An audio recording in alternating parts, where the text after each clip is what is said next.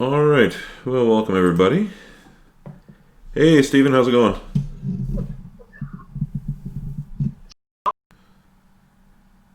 Oh, not too bad.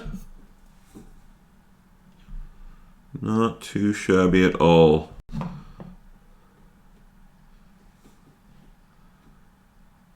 How's your day been? It was very busy actually. Yeah. Yeah. Work's pretty steady, so Well, that's all right. yeah. I guess it's better than just sitting around all day or not being employed. I guess that's I was gonna say there's definitely worse problems yeah, than work is steady. yeah.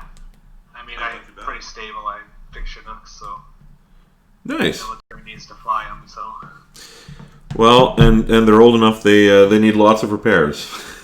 yeah, right. Well, they're actually I think they're only 5 or 6 years old, but they still need lots of repairs. I get So, some. Okay, that's not bad then. yeah. I used to know a guy a long time ago. I haven't seen him in probably 12 years now. But he was an Air Force mechanic. He used to work on Sea Kings at one point, and the stories he had about those things. It's like, yeah, Yeah. it's amazing that they still fly, but there they are.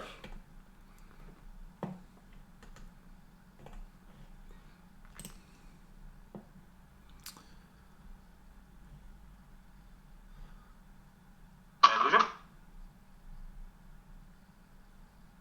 Sorry, you broke up there. I didn't catch you. Oh, 1 second.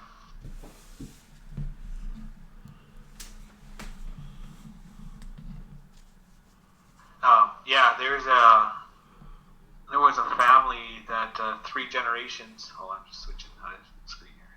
3 generations flew the same cycle or Sea King. Oh wow, Yeah. So grandpa, dad, and the son all flew the exact same helicopter. wow.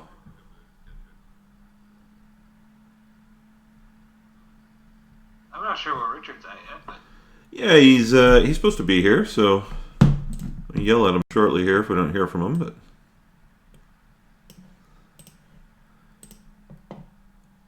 I figured, given what we did 2 weeks ago when there was just the two of you, I thought, hey, yeah, we might as well, in lieu of a game, we may as well just have a discussion on Twitch, and who knows, if somebody else is bored, maybe they'll join us. Richard's getting lots of ideas from his SCP stuff. Yeah, I thought he might want to talk a bit about that tonight. It looks kind of cool. I haven't had a chance to look at much of it, but what I have seen definitely looks fairly interesting. There he is. Just can't hear him yet. Well, that's normal. Hello? I can kind of hear you a little bit.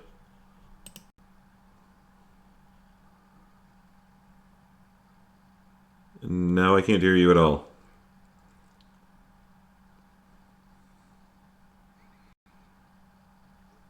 We were just talking about SCP. They're there, aren't they? They've shown up at your house. Yeah, he's gone. Yeah, Yep, they got him.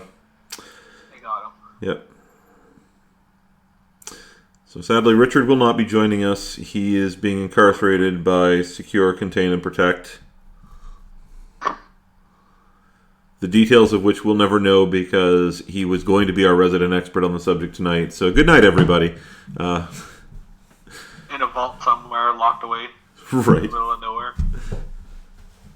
So instead, what we're going to do tonight is we're going to, on the spot, homebrew a campaign where you can rescue Richard from SCP. Yeah, it's like just you play as like the Doomslayer or something. Yeah, right. When I seen some guys play it was a D&D homebrew on Doom, and you played the monsters, and the bad guy was the Doomslayer, and basically they fought up to that point, and then they had to try to fight him. Oh, wow. Yeah, it was pretty cool how they did it. They each played like a different monster from the game. There's and, like started fighting off Marines and all that kind of stuff, and at the end, Heavy Metal kicked in and he showed up. And yeah. There was a game some years ago, a video game I think, where you could play as the monsters, and you didn't have any special abilities beyond what the monsters normally did. I think you basically, every time a monster died, you just respawned as a new one. I think was how it worked, but I'm trying to remember what it was called. I don't think I've ever played it, but apparently it was kind of interesting anyway. That's interesting. It's kind of like playing D&D, where you could come running at your friends and try to kill them with all of these evil creatures and play as a monster races. Right.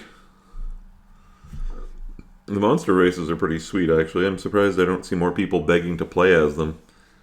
Yeah, I think some of them are just hard to, like, even from an RP standpoint, like, even looking at, like, Orcs of, like, they have the Orcs of Exandria now, and the ones from Eberron, where they have not so punishing stats and all that kind of stuff. Right. It would be hard to RP one, just because most people just don't like them. Like, yeah, I walk into a town that was just raided by goblins and bugbears, and you play a bugbear. I mean, it's going to be a little bit hard for you. Yeah, the first group I ever DM'd. Oh, what did we start with? Apparently Richard had to restart his PC, so he's probably going to be a couple minutes before he gets on to join us. But what did we have? I had a tiefling paladin with teal skin and sort of bony ridges running up his forehead. A half-orc barbarian, enough said, who looked like the orc, of course. Yeah. A gold dragonborn, which is probably one of the scariest looking things anyway, that you could play as. A drow ranger, and what I thought was going to be the normal character of the original 5, a rock gnome warlock. So I'm thinking, okay, I've got at least one character in this group who kind of looks normal. This is a starter campaign. It was Lost Mine of Phandelver.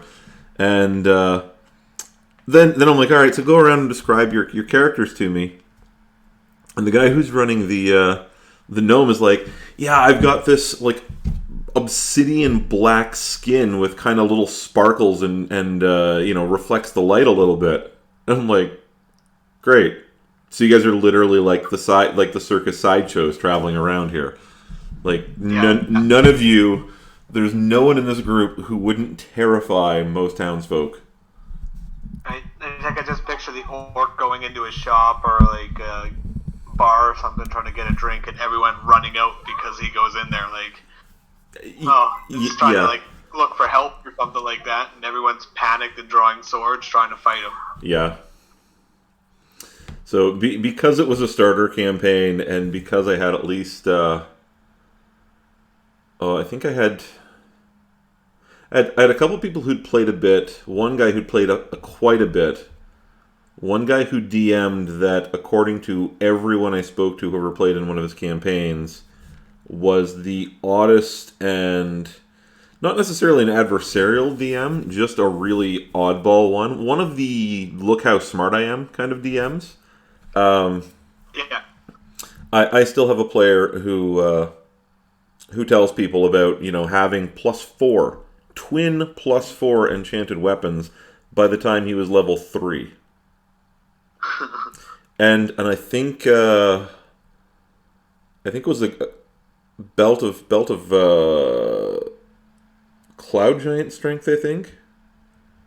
He's running around with like 27 strength and 2 +4 tridents at like level 3. He's like, he couldn't put up with the campaign eventually and just sort of left. But anyway, new campaign, so I didn't want to have it like, all right, so no one in town wants to talk to you guys. So I just kind of played it up as, they're all from larger cities, they're used to seeing weird shit. So yeah, you guys aren't that big a deal. Yeah.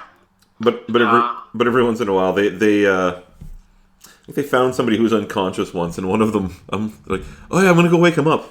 I'm like, okay. Tell me what you do. Oh, I'm just gonna like pat him gently on the cheek. Okay. He opens his eyes and screams, and he's unconscious again. Like what? Like think about this.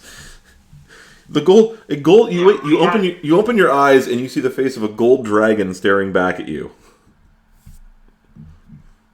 yeah. We had a campaign where it was went in to help these people, and they had just been raided by, I think it was, yeah. I'm just trying to think. I think it was bugbear or like goblins and stuff like that. And the guy was playing a bugbear.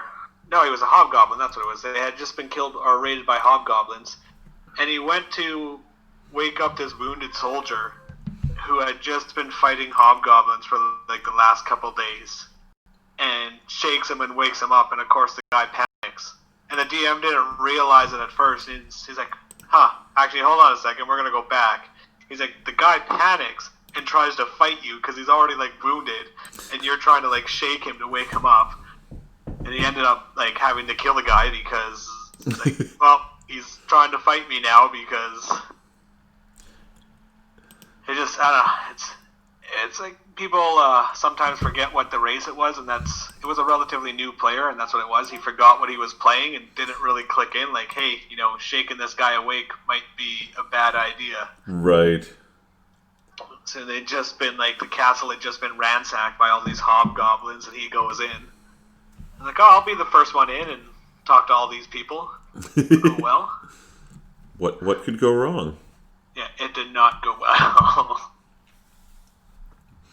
Well, and I mean, we think we know racism because we have people of different skin tones and stuff like that. But the reality is, in D&D, where you can actually look like this monstrous creature whose ancestors or distant relations may very well be responsible for the death of an entire village. Yeah. It's somewhat more substantiated. It's not like, damn orcs came and took our jobs. It's more like, oh yeah, the damn orcs showed up, they took our women, our children, and killed most of the men. Yeah, right? Burned. Or like... Go ahead. Go ahead. Oh, I was going to say, burned most of the village to the ground and took all the food as well. Yeah, or just like weird fate creatures that like people just aren't sure about because they're not native to that plane, and like the regular person has no idea what they are. Yeah. Can you hear me now? You're really quiet.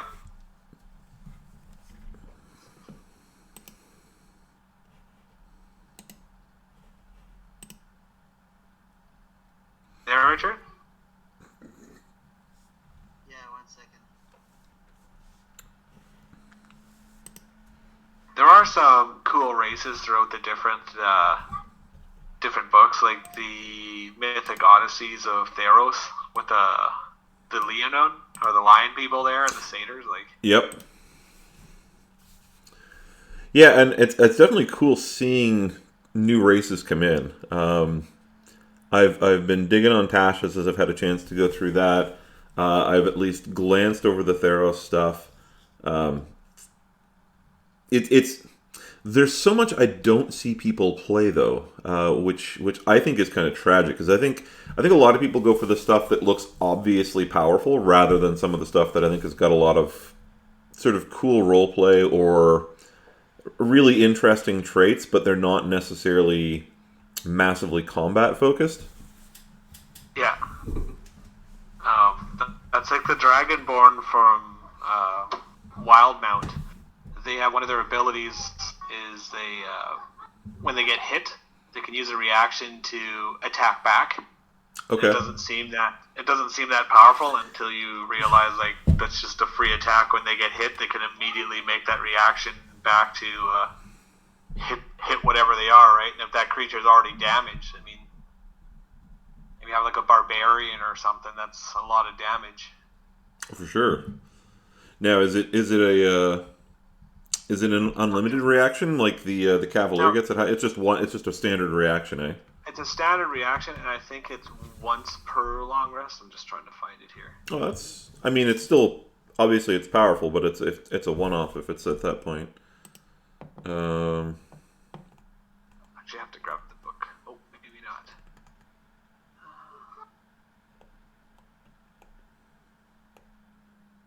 I'm just looking through all my because I have all the races on D&D Beyond, so I'm just scrolling through there. oh, right on. Just actually grab them.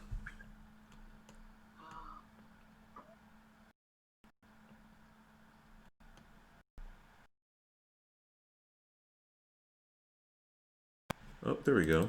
I do have a wild mount book hanging around somewhere. That's Ravnica. It's from Ravnica, or it's The Guildmaster's Guide to Ravnica. They have a bunch of races. That's where centaurs, minotaurs, and Loxodon are in there. And Loxodon are basically elephant people, statted like dwarves. yeah.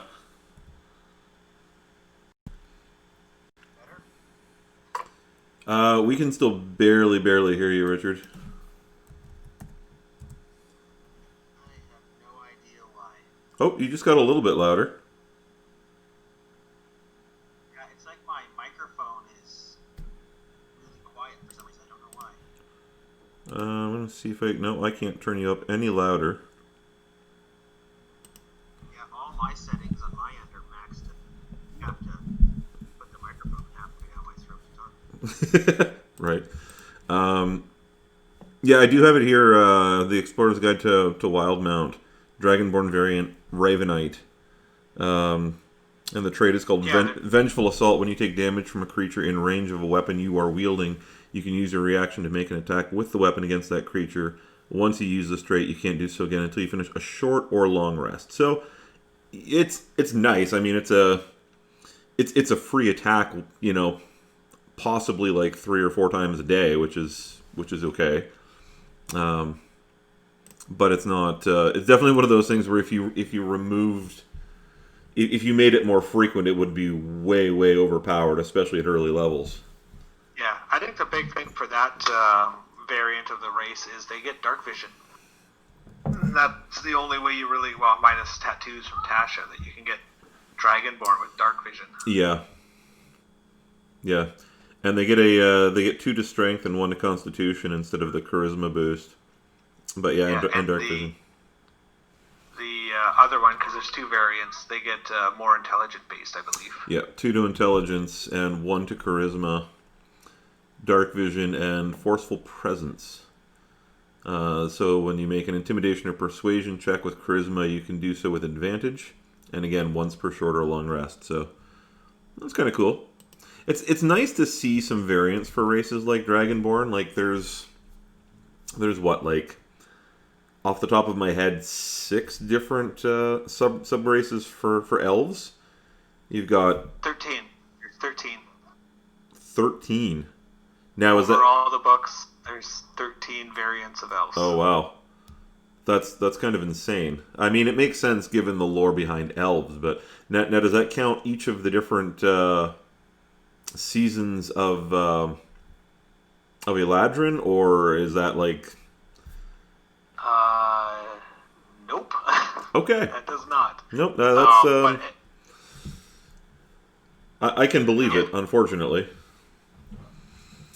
But so that's what I mean, right? Like you've got massive numbers of sub races and this variation for an elf, and if you use these from Wildmount, you have 3 options for Dragonborn. If you don't use Wildmount, or your DM's not familiar with Wildmount or doesn't allow it, you have 1 Dragonborn with multiple variations, I suppose, but they're not quite the same as sub races.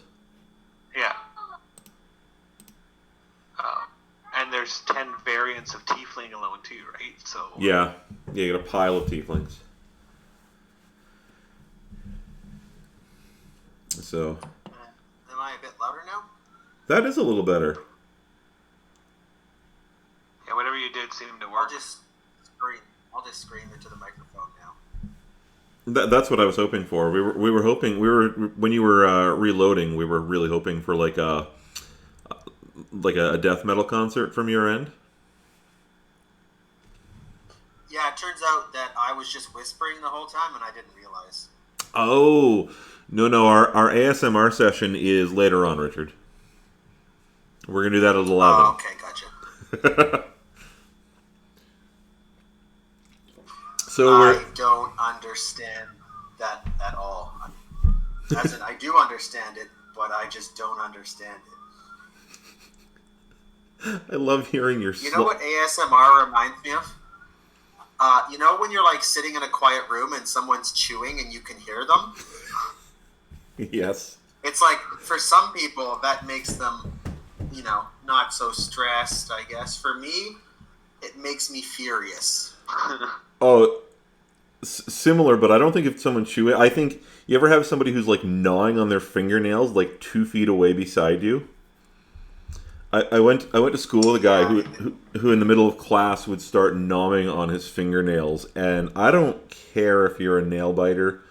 It's a nasty habit, but I don't care. But don't do it like with your mouth half open, sitting right next to me. It's nasty. You start. Yeah, in the mics. Oh, Caleb one day came on. I don't know if it was. I don't know if it was the session that you guys are in now or if it was the original one I started on Roll20, but he came on early one day and I think he was eating cereal or something like that. So all I hear is like, I'm like, Caleb, yeah? Are you eating? Yeah, I got some cereal. Can you turn your fucking microphone off while you do that? Oh, yeah, okay.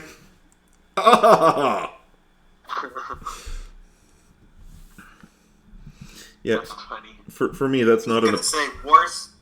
Yeah, wars have been started for less. right. Yeah. So speaking of wars, there's our segue.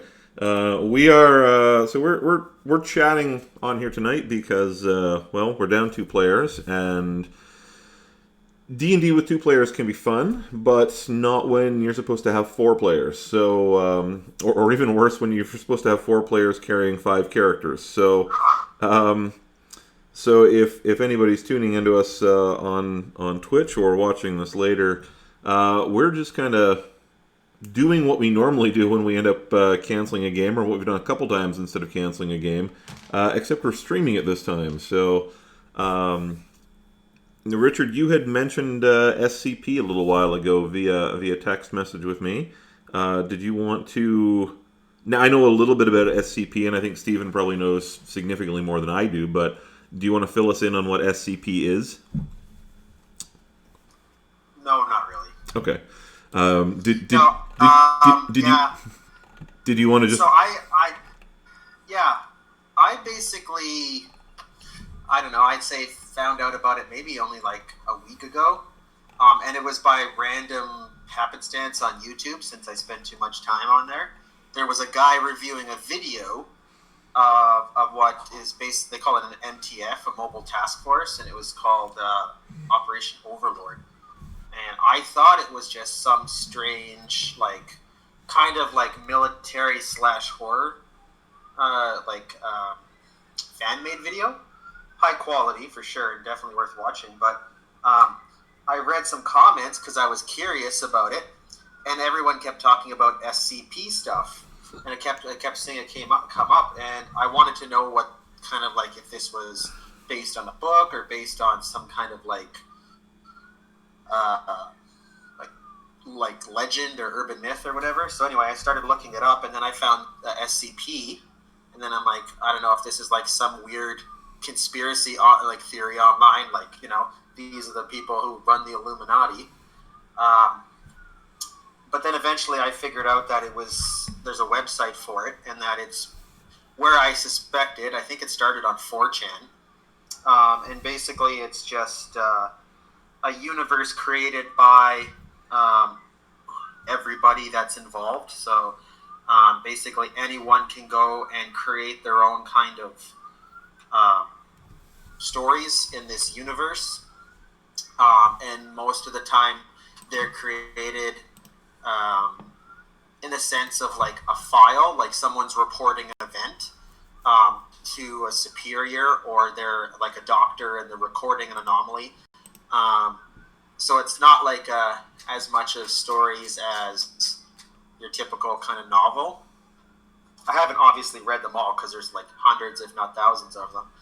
But basically the concept is that it's our world, but there's an organization that was founded called the Foundation, and their job is to, well, SCP stands for Secure, Control, and Protect any what they call anomalies. So that could be very similar things to what you would find in D&D. Like they have like an SCP whatever number for the file, and it's a military canteen that when you dump it out, water will come out forever.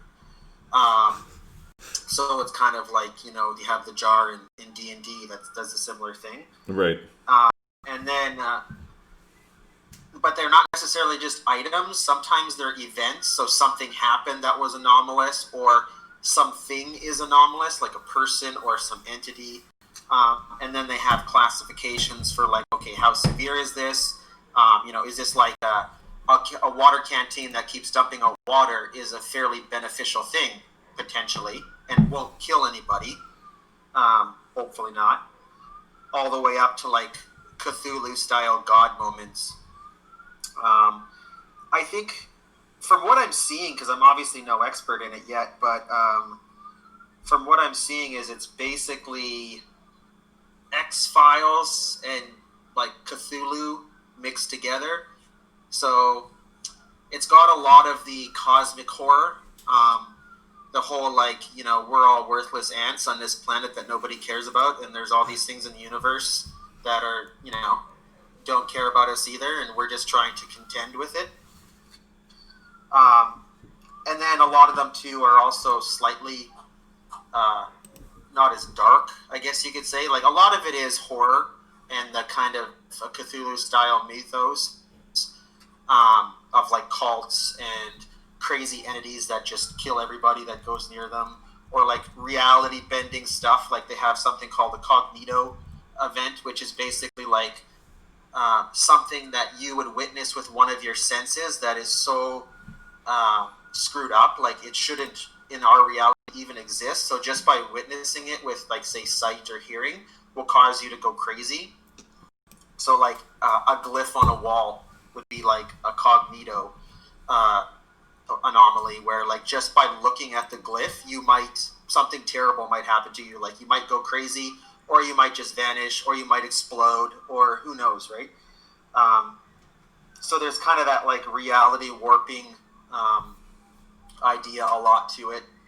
And then there's a lot of stuff that's kind of like more comical too. I'm trying to think of one that's a good example. There's a pizza box from Pizza that is considered an anomaly because whoever opens it will receive a pizza inside this box that is exactly what they would want on their pizza. So it's the best pizza they've ever made. Ooh. Or ever eaten. And every time someone else opens it, it's their version of what the best pizza in the world is. And how does one come by that particular anomaly? I don't know. It's interesting. But the thing is that what I kind of like about it is that the Foundation is supposed to be like, by most accounts, a secret organization that's sponsored by governments but not run by any government. And that there's so much stuff in it that a lot of it isn't true. And the whole kind of concept is that the Foundation purposely puts out false information sometimes to confuse people, so that there is no official canon. Because, of course, it's a conglomerate of writers all around the world that write these stories, that some of them obviously write things that contradict other stories, or that are just so far off their mythos that most people don't assume they're actually canon per se, because there is no official canon to this universe. So in those situations, basically, it's up to the reader to decide whether or not it's true. Like, for instance, the founding, like, so it'd be like the very first SCP. So it'd be SCP-001. There's like 20 of them. And the whole kind of idea is that any of them could be true, none of them could be true. It's the Foundation just doesn't want you to know what potentially could be the most important SCP because it's the very first one they ever found. So it's kind of up to the person reading it. And then there's also a lot of meta stuff in it too. Like they found one of the SCPs they were studying, and they were trying to basically find what was causing all of the anomalies to begin with. And they found out that the whole entire universe is just made by a bunch of like science fiction writers.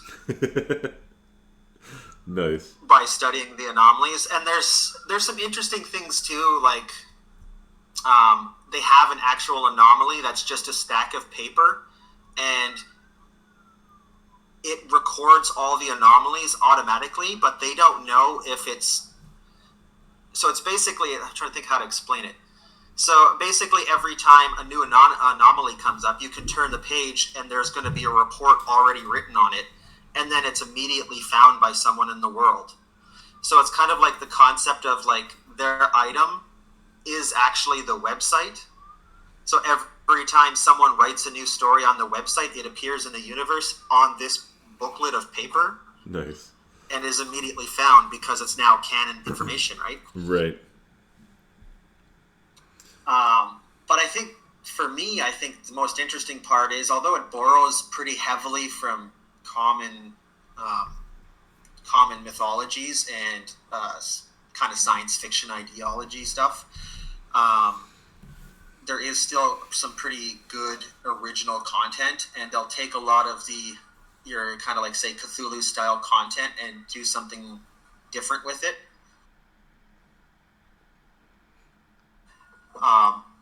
I think probably the most notable one that I've heard in the last little while was there was a town in the eastern U.S. that was covered in a huge mist for like a couple months, and they sent a bunch of people in, and because they have what's called MTFs, which is Mobile Task Force, which are basically groups of military people or scientists or whoever they assign, and their job is to go and study anomalies. And they went in and they found this like nightmarish town, but then they kept losing communications with the outside world, and then they kept on having scattered reports of things, and then eventually their radios all died, came back on, and they had this voiceover saying, you need to remove your men. What's happening here isn't for mortals to be involved in, right? And that it will be over soon, but please don't interfere. And long story short, the idea was basically that there was a cult that summoned an ancient old god. So it seemed at first that was going to destroy the world. But what had actually happened is they had summoned all of the ancient gods at once, because the cult realized that they didn't worship these gods because there was no point, because the gods could care less about humans, right? So worshiping them gained nothing. But they knew that the potential of one of these gods just on a whim destroying humanity was so high, they purposely summoned them all together and had them fight each other in like a giant battle royale, so that only one of them was to survive. And then he would be content being the fact that he was the only one left. He would kind of just float off back into the void. And then every 700 or 800 years or 1,000 years, they'd have to repeat this ritual so that they could basically keep the number of ancient old gods that spawn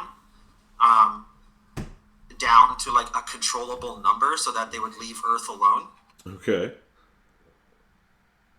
So it's kind of like a twist on the whole like Cthulhu worshipping cults, where it's like, you know, they're worshipping them because they want some power or whatever. It's like, no, these guys know how bad they are, and they're actually summoning ancient gods to Earth to destroy each other to protect everyone else.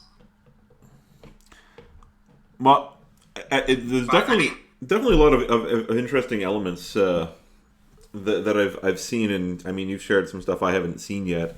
I've been busy with a number of projects in the since you mentioned it on the on the Discord server the other day. I haven't had much time to look at it. So, although I trust you did appreciate all of the suggestions that people had as to the meaning of SCP. Oh, yeah. I read a few of them. Yes. But what occurred to me very quickly is that you could, on top of like creating something specifically within the universe, there's a ton of stuff you could borrow from this to put into pretty much any campaign setting. Like on top of sort of the merger of like Cthulhu type stuff with, in this case, kind of like a, I guess like contemporary military type setting would probably be appropriate. Yeah, but I mean, when I was looking at it, I mean, there's another one called Facility 13. It's another SCP file, and no, I don't want to ruin the story or anything because it's a really good one. But it's kind of like you could read that and take concepts for a lot of overall story arcs that are a lot different than what you would normally think of, and apply it just directly to 5th edition without changing anything. Like, one of the things that it kind of made me think of is that you always hear, like, say like a Dracolich, right? It talks about how there's a cult that finally figured out with the help of this evil dragon how to make a Dracolich, but it's super dangerous and there's a potential that it could go way awry, and they don't do it very often or whatever because, you know, the potential for things happening negatively are pretty high. And one thing that I was thinking of is, like, I've never played a campaign where the bad guy who has this big evil plan actually does it, but completely, utterly fails in his attempt. Like, whether he's trying to transcend to lichhood or whatever, and completely botches the process without even the players interfering. And now it's like, well, now what? Now what do you have to fight, or what are you encountering now? Like, maybe kind of like the whole idea of the illithid worms that spawn if they don't kill all their tadpoles. It's like this, like, something far worse. Like, an illithid is pretty bad, but like, what happens if it completely goes wrong, even if you're not involved in it at all, and now you're dealing with just the outcome of some terrible event rather than like, okay, we got to go stop this guy from doing this ritual who's going to end the world, right?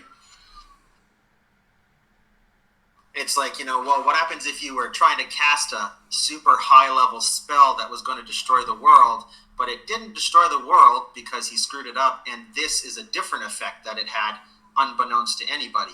Yeah. Like going for those 10th or 11th spells, right? Like, Right. Oh, yeah, so, I mean, just in that alone, like, you could kind of read the story or listen to the story, because a lot of them are on YouTube as kind of like audio type stories, and apply that concept overall to events or bosses or characters or whatnot, or even to a smaller aspect, like having like a cognito, as I called it before, where like, no, there's never been, like, you get like the book of what's the book, the Necronomicon or whatever, right? Something like that. Like, it's like this immensely evil book that you can basically just pick up and read if you want. And there might be a small side effect, but like, what happens when your character comes into a weapon or a possession of an item and they're like, yeah, I want to read this book and I want to learn it.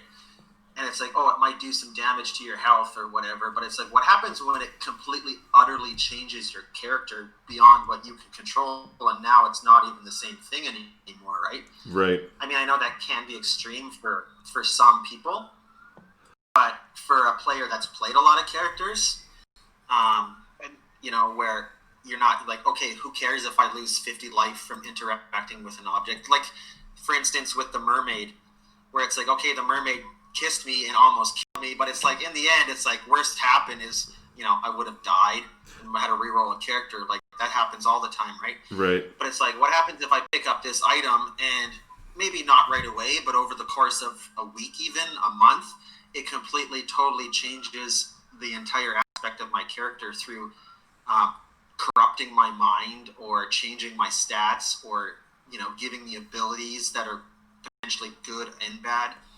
I think that's a really good chance even for sentient items. Like I know I had when I was playing Pathfinder, I had a sentient sword, and it was I think it was a pit fiend that was inside of it, and allowed me to get information from a different source. But at the same time, you're messing with a pit fiend, so who's trapped in a sword. Like it's obviously he has his own end goals, and you're probably not the smartest person in the room at that point, right? Like. Yeah, and I mean, maybe it's a bit scary for some people to get into, especially as a DM or players, and it might get a little too dark. But, like, if you're going to Avernus, like, that's actually hell. If the worst thing that you encounter down there is a creature that will attack you before it gives you a chance to RP, Right. It's not scary. It's not, like, if your worst evil is like, oh, this guy's really angry and attacks people that come near him, it's like, well, that's just a guy who has a weird. Like I know people in real life like that. Yeah. But it's like you're actually in hell. Like, how would that actually affect your character? And I think like games like Darkest Dungeon do a good job of like just being in these dungeons alone. I mean, there's people I know that get PTSD because of like some event that happened in their life. Like they witnessed one thing that was bad, or maybe even for most people not that bad, and gave them long-lasting issues. And I'm not commenting on whether or not that about that person, but the point I'm trying to make is that like you're in hell. Yeah. And you're fighting demons, and there's like there's like all these crazy things, and it's just like you play it like it's like a Tuesday morning. I would agree. There's a lot of people who they act as though the scariest thing in a D&D game is just getting killed, and if you're fighting something massive that can potentially like rip your head off and spray the rest of your party with your blood or something like that, or open a portal to some dark realm using your face as a spell component, that's kind of scary, but I don't think it's nearly as interesting as the idea of somebody who's corrupting the party, or somebody who's using the exploiter, more like the Asmodeus type character, who they're promising you great things and they will deliver, but what you don't know is how much you're actually doing to further their goals and their ambitions and their plans, and what problems that's going to unleash later. Like the whole unwitting the unwitting pawn, or the idea of in Strahd, there's a number of opportunities for a DM to potentially turn one or more characters against the party, or even against themselves in a way, and it's a much more kind of real world scary. It's not just, oh, this is going to eat half your hit points, or oh no, you might hit 0 hit points and be unconscious, or even, oh no, the group might have to cast Raise Dead on you or something like that. It's much more of a mental and emotional moment than just regular combat is. There is a weapon in Descent to Avernus that does fundamentally change how your character works. I think there's some requirements for it to happen. But yeah, it changes everything. So it would be kind of a shock to be playing a character and then pick up that weapon and be like, oh yeah, this happens, and now your character is completely different. Congratulations. Right. The other thing about corrupting the party is I played one of the first characters I played. He ended up making, like I said, a deal with the devil, and became essentially a contract devil. And the party joked about it, that for all this power, I had to get 1,000 contracts. And it's like, oh yeah, you could eventually slowly corrupt the party. But that was, if the game had not stopped when it did, that was a goal that I was going to slowly get the party, even like the clerics and whatnot, to sign contracts for me and pull away, basically pull their souls for these contracts to further my goal to get my freedom from, I guess, the 1,000 contracts that I had taken to get all this power. But the party had no idea, and it was funny because one of the things I got was when I got this power, my shadow became a pit fiend. But at the time, we were in the Underdark, so there was no light. So no one knew, and we finally got back up on the surface, and it was the paladin that noticed this. Like, this isn't right. Like, I see this dude, and he's kind of changed. He looks more like a tiefling than the original human that it came in, but he still seems like the same guy, and he's not doing anything evil. But then he looks at a shadow, and he sees this huge pit fiend, like, not just like a human-sized shadow, it was a pit fiend. And it was like, he was on that really, like, I don't know how to handle this because he's not doing anything evil. And I think I had an item that hid my alignment. So even when anyone checked my alignment, they just came up with nothing, right? So it was like, he's not evil, but I'm seeing this creature in the shadow that's hidden, and all the stuff that I would do was hidden from the rest of the party when they were sleeping, or I'd go off on my own and do all this stuff, so no one had any idea that it was going on. And that was essentially my end goal, was basically to corrupt the paladins and everyone else in the party. Well, to further my goals. I mean, think about like corrupting a paladin. That's how you would do it. Is like, oh, I'm the only one who notices this guy's shadow is a pit fiend. I better do something to stop him. And it's like, oh, look at this. After I killed that guy, I noticed something. This person looks definitely off. I think they must be possessed too. I better take care of them. And like after a while, you realize like you're the only party member left, and you've killed them all. Yeah. Right. And yeah, which is funny. Like we went. It was months of real time that we had been in the Underdark, and no one knew. And then finally we get out in the sun, and that's like immediately notices this huge shadow and just can't put so with some bad rolls, just couldn't put two and two together of like, why is this a thing? Like, I think a lot of the problem comes with the fact that it's very hard for people who have never seen anything too terrible in their life to actually be able to RP us. Like, think about it this way. If you were talking to someone and they were like, hey, did you hear that sucked into the first level of hell and everyone massacred? You're like, oh. Like, that's not like, I mean, I guess You broke up a bit there, Richard.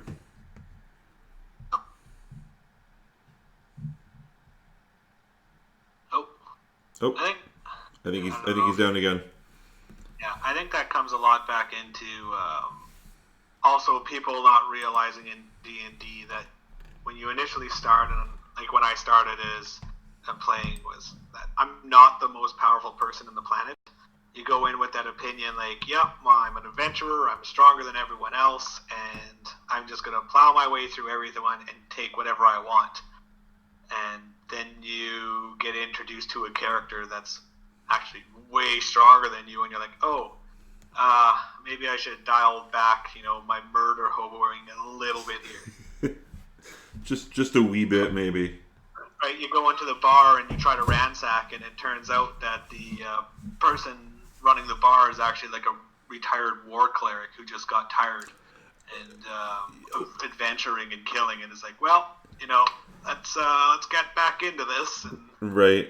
Well, I think it's one of the neat things I think about, if you have a group in that's in Waterdeep, and if you're either running one of the official Waterdeep campaigns or you're just making something up but using published materials, I mean, you've got the Yawning Portal Tavern, and the guy that runs it, the barkeep, is Durnan, and he's like a 17th level fighter who will kick your lily white level 5 asses, and will do it very, very quickly with his +2 or +3 greatsword.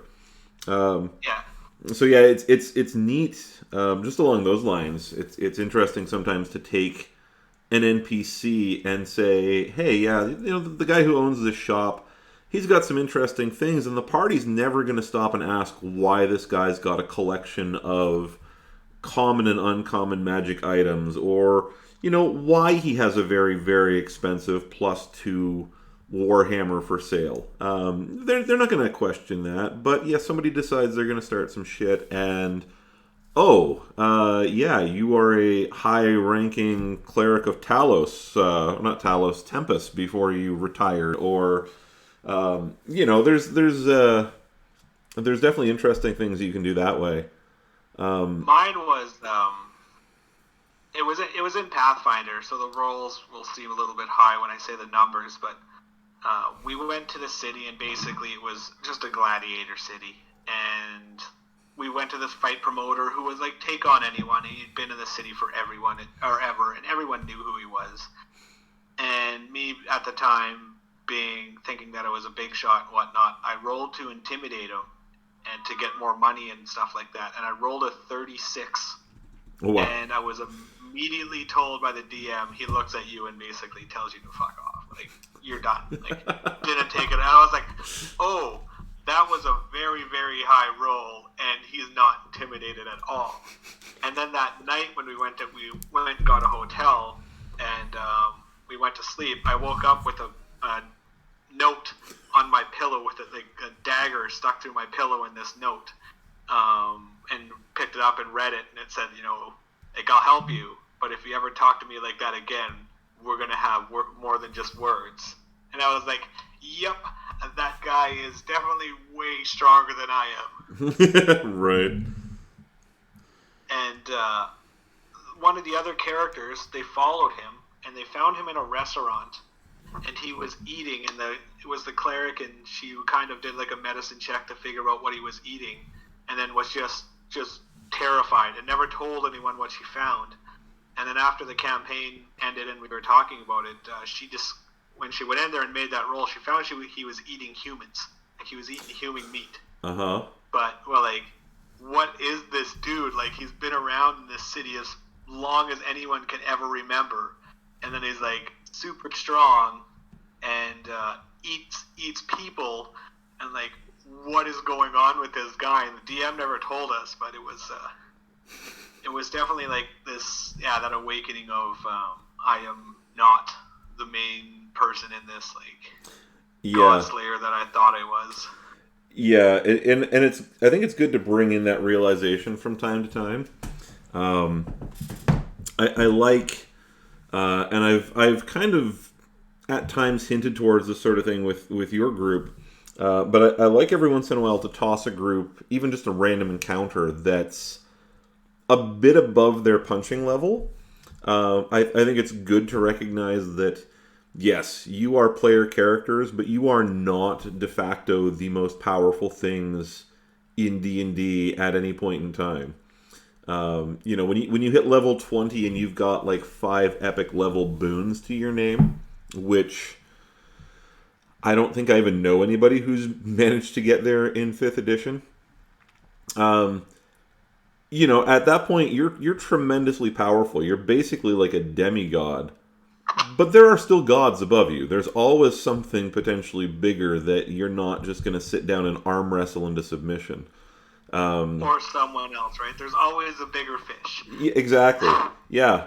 Like, ooh, look at me, I'm a powerful necromancer. Cool, meet a Sararak. Or, hey, you've attracted the attention of Vecna or Sastam or... there's always somebody who's bigger. You can be Elminster, and Hallister is still technically a more powerful spellcaster, especially in Undermountain. So, yeah, there's always a bigger fish.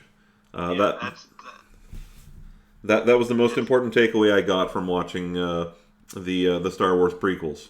Always a bigger fish. Yeah. And that's. I mean, it might be someone who's ancient or like just been trapped or something, has magic that people just don't use anymore because it was forbidden or. But I mean, you're not the only person in the whole world of D&D that found a +1 sword. Like, yeah, there's probably a couple else. Someone made it at some point in time, and who knows if they're still kicking around, right? So yeah, it's interesting when you mention the trap thing because I remember one of the most what the fuck moments I ever had playing through Baldur's Gate 2 a long time ago for the first time. Is you're wandering through the Underdark, and you basically come into this area where there's several individuals who've been imprisoned, and so you can cast, freedom or whatever it is, and you can release them from their prison if they're close enough. So there's like a former adventurer in there. There's an NPC who I think is the source of a quest or something like that. But then there's a fairly powerful, I think it's a necromancer. I could be wrong, but there's a wizard of some sort who's in there, and like the moment he's freed, he attacks the entire party. Which is not something you're expecting, but it's just, for whatever reason. Is it because he's evil, or because he's paranoid, or he's just a dick? You don't know, but as soon as he's brought out of imprisonment, he goes right after you. It's the unexpected. And I think that actually kind of segues back into the SCP idea, where you could encounter what do they call it, the Foundation.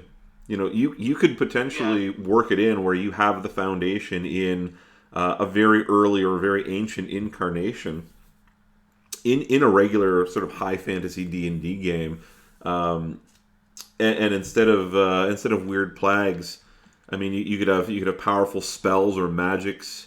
You could even have them as sort of like the caretakers or the imprisoners of something like the Tarrasque, or again, like a Lich or Draco-Lich or something along those lines. There's definitely all kinds of creepy-ass Cthulhu-style batshit crazy stuff that you can throw into a D&D game, and kind of make it a little more interesting. But I like that idea of it's kind of not your typical fantasy stuff, which is good because we've kind of gotten into the mindset where you can treat a D&D game very similar to like World of Warcraft, where yes, there's this overarching goal that the party has, but in the meantime, hey, can you go and kill 5 wolves and bring back their pelts for me? And here's a pair of boots. That sort of mini questing for the sake of just filling out quests. So it's cool when you can put in, like, I mean, we're running through Tales from the Yawning Portal, and that's fun. But I mean, a lot of the stuff I enjoy the most, and I wish I had more time to homebrew stuff right now. And I'm hoping in the new year to be doing a lot more campaign building. But I think the best moments are the ones where you just kind of let the players direct, in a sense, which way they're going, and as the DM, you can just kind of build around their motivations. You can give them an overarching plot and just watch them go. And then at the end, reveal that they were the bad guys the entire time. Yeah, right. Look at, you guys did all this stuff, and like, oh yeah, you went in and you helped that village deal with the orcs, but at the same time, you burnt it to the ground. Yeah. You are the villainous heroes. Everyone's glad you're helped, but those 8 fireballs that wizard sent off did more damage than the 80s action. It's the go in and stop the terrorist from blowing up the building. Meanwhile, you blow up the building, stopping the terrorist, and you're a hero. Well, you kind of become the... I'm probably going to get in trouble for this, but you kind of become like the United Nations, right? Like, we need to interfere and make things better, and the way we're going to do that is by sanctioning the launching of missiles and airstrikes into a country. So, yes, we stopped an event, but in the process, we killed thousands and thousands of civilians and people who had nothing to do with this. Gosh. I'm helping. Yeah, I'm helping. I'm gonna launch missiles into a city because there's a bad man in charge of the city, and you need them freedom seeds. Right. High velocity freedom seeds. Absolutely. That's kind of be an interesting concept for a game too, right? Like just not purposely do it, but just kind of keep notes of how things would go through the entire campaign, and then at the end be like, were we the bad guys? Like, did we really help? Cool, we saved the world, but at the same time, like, did we really help that much? Like, yeah, I think it's hard too when you play a lawful good character, and to me, it's really hard to play a lawful good character when your entire group isn't also lawful good. Because, like, yeah, you can follow your own lawful good code, but if you're with the guys, yeah, I'm not technically robbing the bank because I'm not there, but everyone I'm constantly with is terrible people. Yeah. I didn't rob the bank, but I am eating, drinking, and staying at an inn that was paid for with stolen funds. I find... Yeah, that's called the politician. I find alignments aren't pushed hard in a lot of games, though, right? Like, it almost feels like that's one of the areas on a character sheet that is just generally left blank. Yeah. No, for sure. Oh, you're a paladin. What alignment are you? Well, I don't know. Like, well, what's your god's alignment? Oh, this is the god because he gave me a good weapon. That's the guy I'm gonna. Right, or I didn't really pick a god. I'm just gonna go with the oath. Okay, well your oath says that you are, devoted to the tenets of the common good and devoting yourself to others and helping the weary and the needy and I saw somebody once who we were I've told at least part of the story before, I think, but we were playing through Avernus and his paladin character got attacked by a werebore. And the DM kind of tweaked the saving throw so that instead of making his save, he rolled a 12 against the werebore to avoid being turned, which was the saving throw required. But the DM decided he was going to tweak it and make it a 13. So rather than have it apply over a lengthy period, the DM had like the full effects of lycanthropy basically set in instantly. So his alignment shifted from, I think he was chaotic good or neutral good, and he'd been trying to play that character actually, and all of a sudden he's chaotic evil, and so we're kind of sitting there going, oh man, like you're fucked. And he's like, oh well, no, because I'm like, well, your god is no longer going to empower you when you disagree with everything that he espouses. He's like, well, it's not based on gods. I'm like, all right, well, let's go look at your oath, and I think he went Oath of Devotion. I think it was Oath of Devotion for that one. So I'm like, all right, so here are your tenets of devotion. Honesty, don't lie or cheat. Let your word be your promise. Courage, never fear to act, though caution is wise. Compassion, honor, duty, and we're everybody's kind of sitting there going, yeah, that's not a chaotic evil character at all. Yeah. So I'm like, realistically, and the DM was nice enough in the long run that he let him play as an Oathbreaker instead, but.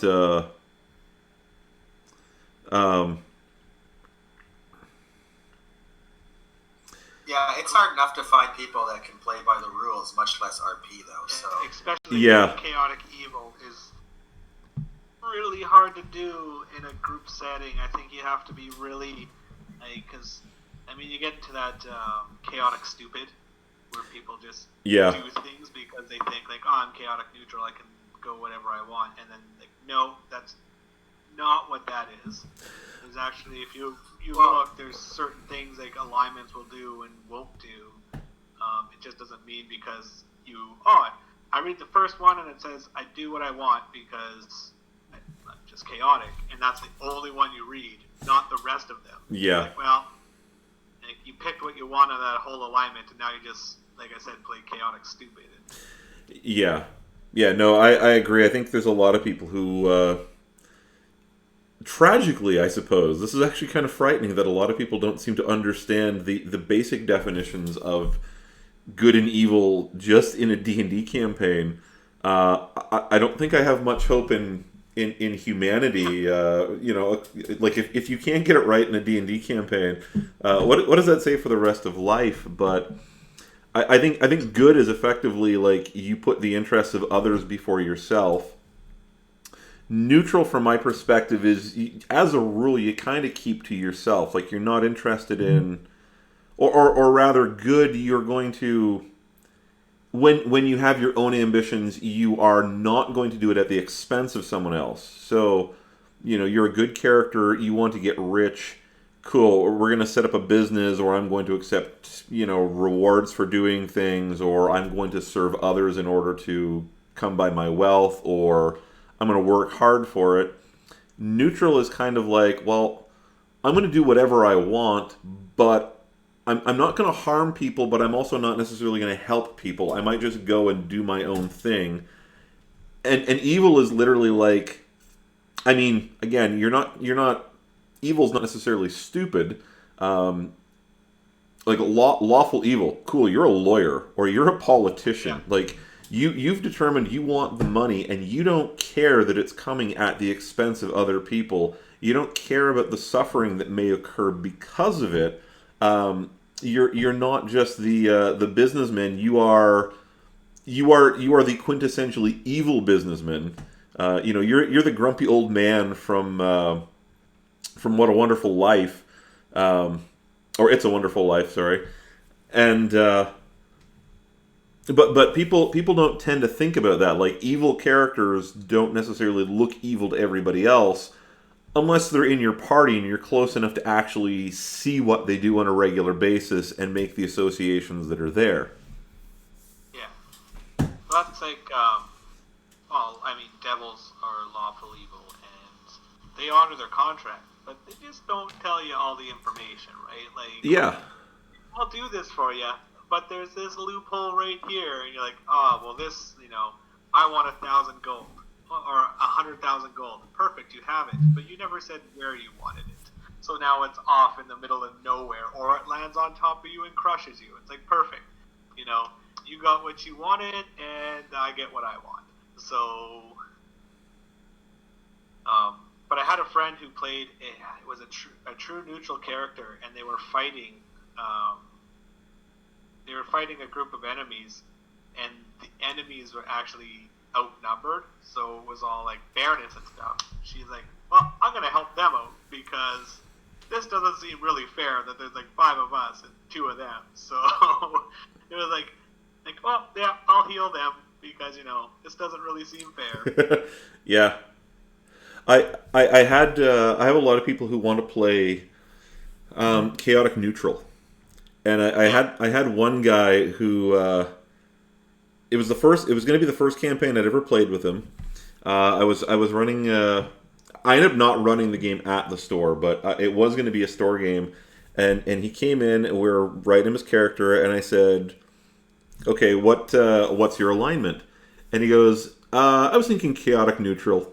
And I'm like, "No, motherfucker, I have enough goddamn murder hobos who want to play chaotic neutral because they think it means they can do anything they want. You don't have to worry about, your alignment. You don't have to worry about fitting your actions to your alignments. Just, oh, hey, I decide to do the right thing. I decide to do the evil thing. Oh, I decide to do the lawful thing. I decide to do the illegal thing." I'm like, no. You're playing a cleric. You pick a deity. Whatever deity you pick, I expect your character's ethos to match with your deity. This is the only reason, like, Lathander is not empowering murder hobos, okay? And Asmodeus is not empowering murder hobos either, because that's not conducive to meeting his goals. So, if you're going to pick somebody who's, chaotic neutral, and they're a war domain deity, all right, then I expect that, if they're about valorous combat, your character is about valorous combat. You're opposed to sneaking around. There are things you won't do because it's in opposition to the tenets of your faith. If you're chaotic good or you're lawful good, you are going to follow, and I think this is easiest in a sense for characters like clerics and paladins and warlocks, because presumably you are tied to some sort of being who's greater than you, who presumably has a reason for empowering you because they see your goals aligning with their goals. Or they're planning on exploiting you thoroughly and they don't really give a fuck what you do as long as you get them there. But I think you get that great sense of roleplay that really comes tacked on with those kinds of characters. Yeah. I had a DM that with new players, he would actually restrict alignments to only one. Like you said, like, oh, I want to come in and I want to be lawful evil. And he's like, well, not for your first character. Let's see how you do with other things before, you know, we go into, like I said, that whole lawful evil where you have to be kind of a smart evil. Yeah. And not just stab everyone in the face, but you're more of like a trickery kind of thing. Yep. Or a lawyer, right? Like a lawyer is a good example of lawful evil. So, for the most part, I mean. Well, I've one player, and I know Richard at least has met Brandon, and the first character he ever played, we worked his character up, and I said, okay, so what's your alignment? And he's thinking, well, I was thinking neutral evil, and right away I was like, wow, look, I don't really know, and I'm like, well, he's like, no, he's not like trying to kill people, he just doesn't give a fuck about anybody else. So I'm like, all right, tell you what, you can try it. We'll see how it goes after a while. But I'm like, I reserve the right to like sit down with you and figure out a different direction to go. And he's like, yeah, okay, that's cool. And legitimately, I think most people in the party figured out pretty quickly that he wasn't a good character. But he was his character was standoffish at times. So there was we had one random encounter. Well, it was a random encounter that I decided to tweak a little bit to kind of give it some specific flavor. But we get this party of predominantly good characters. There's two paladins in the group. There's a good-natured barbarian, and this sort of column comes by with a couple of noblemen. There's a knight bringing up the rear, and in between there's a number of cloaked religious figures. And I gave to one of the paladins. He's like, well, do I know anything about these guys? I'm like, well, give me a perception check. And I said, well, you find it interesting that you see like these priests and acolytes, but you don't see any holy symbols present on them. But it looks as though they're wearing them inside their robes. And because there was a knight and because they were outnumbered, most of the group was like, oh yes, well, we're just going to stand aside and let them pass peacefully. And I'd actually written up that all of the religious figures, basically they were a bunch of priests of Cyric traveling to from one city to another, or they're going somewhere. Where they were going was really unimportant at the moment, but it's like these are evil priests that even other evil priests wouldn't necessarily like. So I'm like, oh damn it! Like they're gonna let this whole thing go by. So I had one of the noblemen looked at Brandon's character and just made an offhand jibe at him.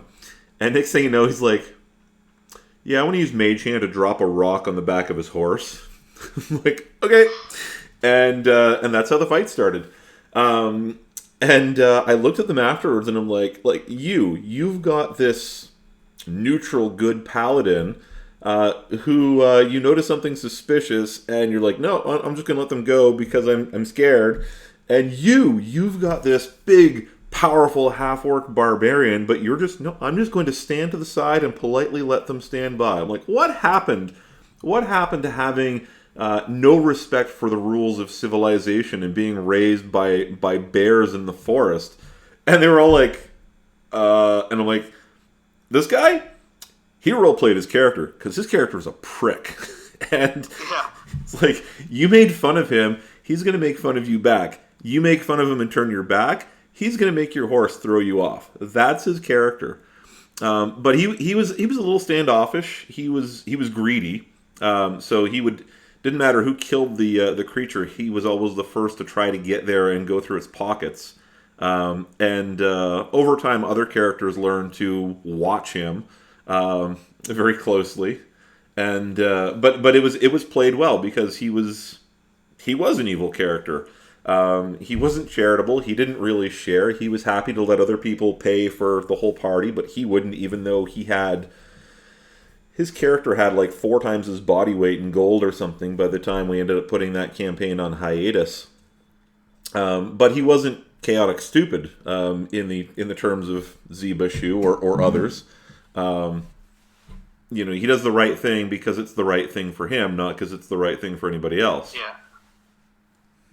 I Lawful Evil is one of, like, to play if I was, like, really, really RPing a character is probably my favorite alignment, just because I like that smart evil.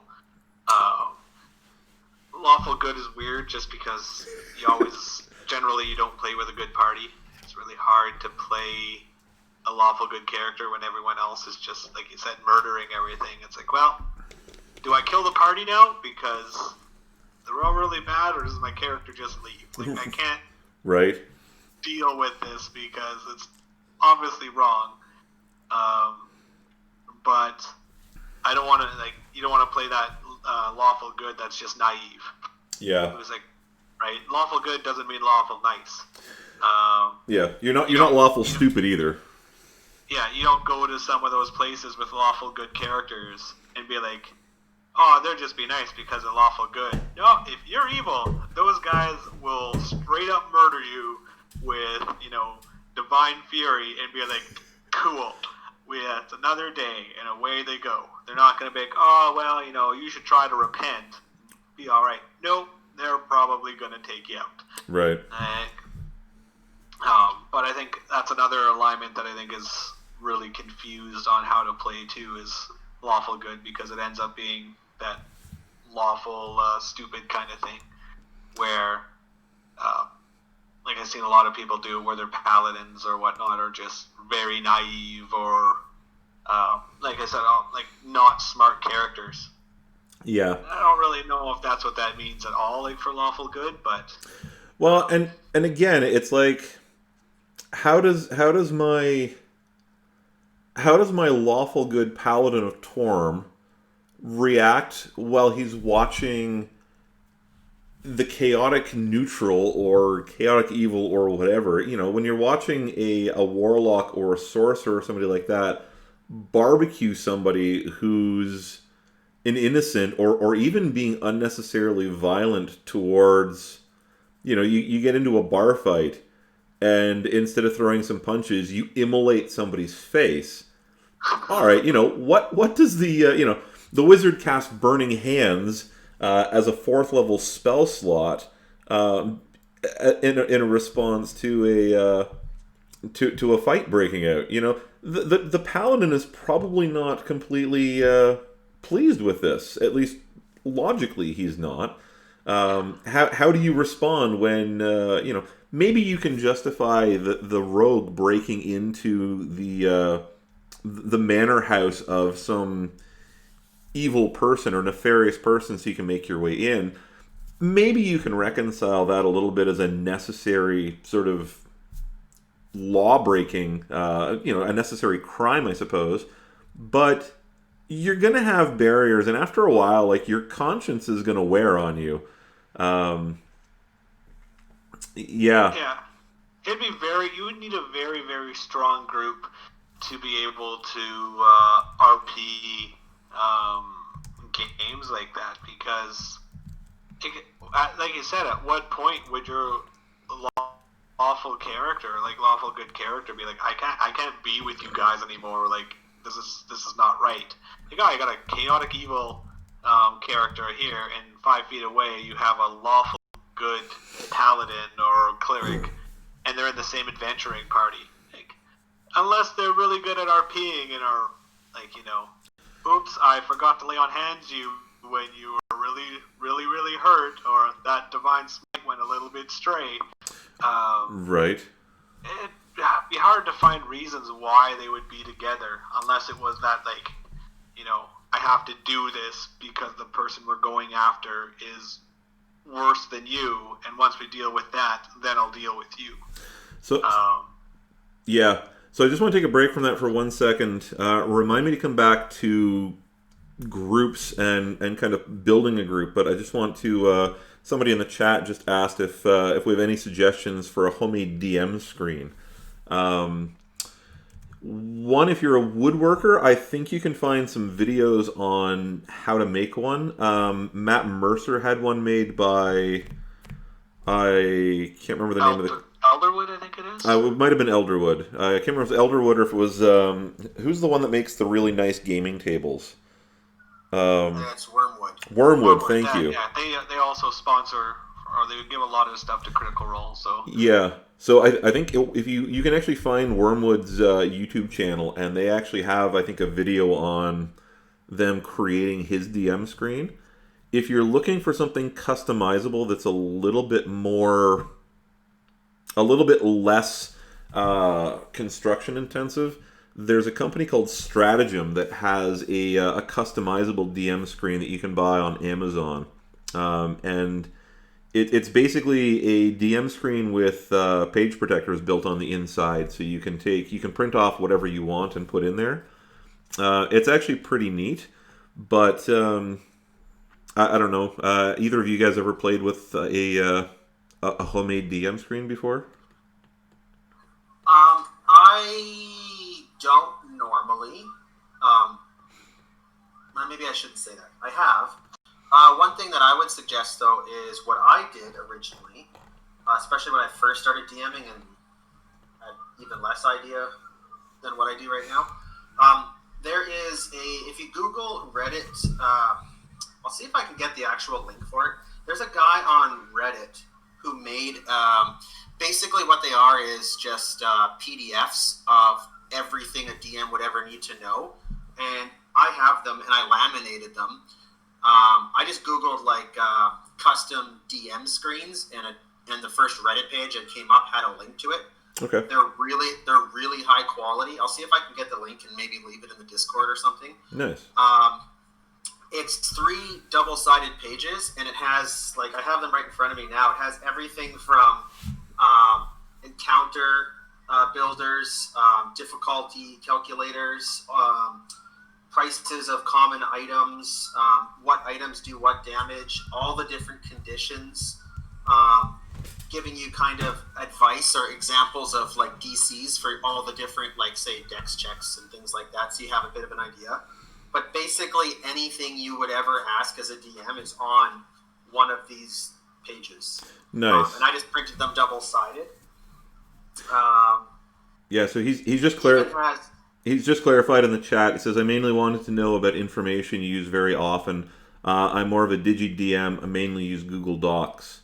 I do a lot of Roll20 games, Born a Geek, and fortunately I've got most of the compendiums unlocked on Roll20, so a lot of the times if I just need to look up something briefly, I can just do a search in Roll20.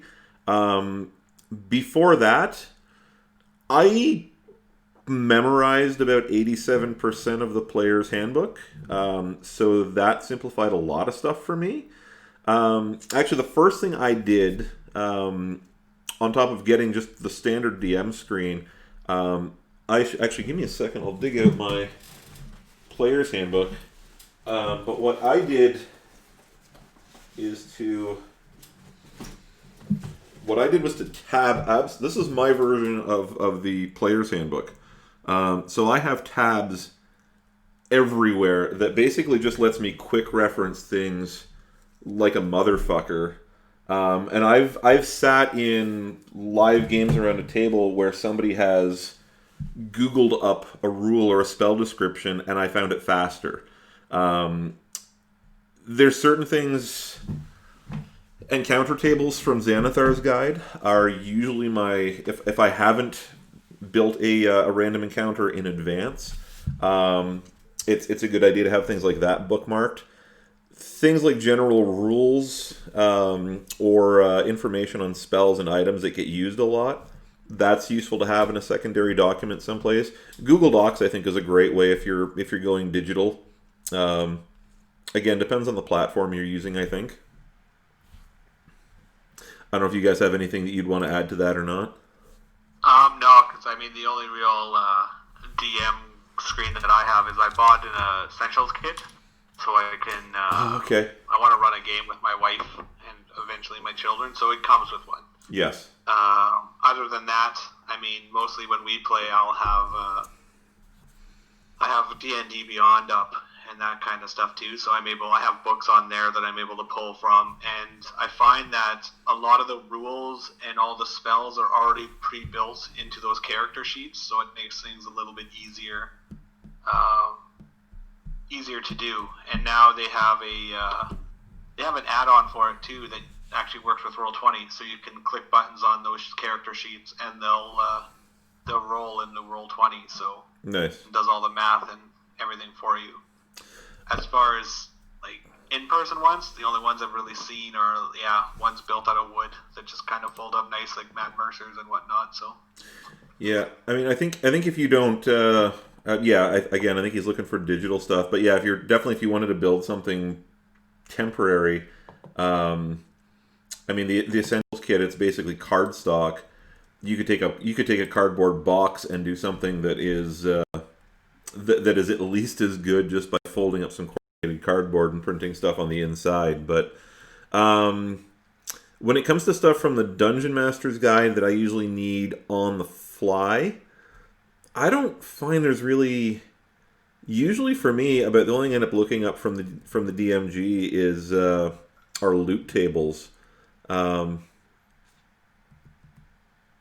And I think occasionally there might be questions about something to do with movement or something like that from the player's handbook, jumping and bonus actions and stuff like that from time to time. But again, for me, I have a physical copy of the player's handbook. If I'm on Roll20, I just look it up on Roll20. Yeah, so or Google. In general, Google is really quick for me too. Yeah, 5e tools is something I know a lot of people use as well. I don't know how legal a Sphere 5e tools works in, because I think within about 6 hours of Tasha's being launched, 5e tools had basically all of the contents of Tasha's Cauldron available for free viewing, but regardless of their legal status or what arrangements they have with Wizards, they've got a great repository of rules and feats and spell descriptions and things like that. So, Richard, anything you want to chime in with? Yeah, I linked that Reddit in the Discord, so I don't know if you can throw that up in there. I can. Or not, but that's the one that I use for. You can use it digitally and just leave it up as a PDF, and it just has all the information that I've ever really needed, short of whatever custom stuff like what my storyline is. But or item prices.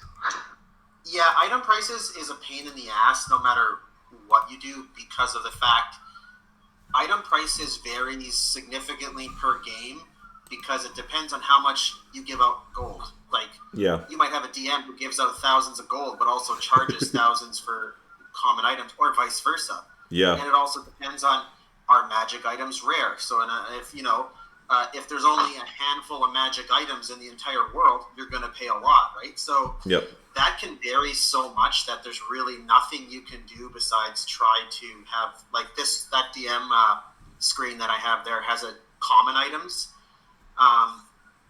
There is DM's Guild, I believe it has quite a few free kind of PDFs you can download for like shop lists, basically.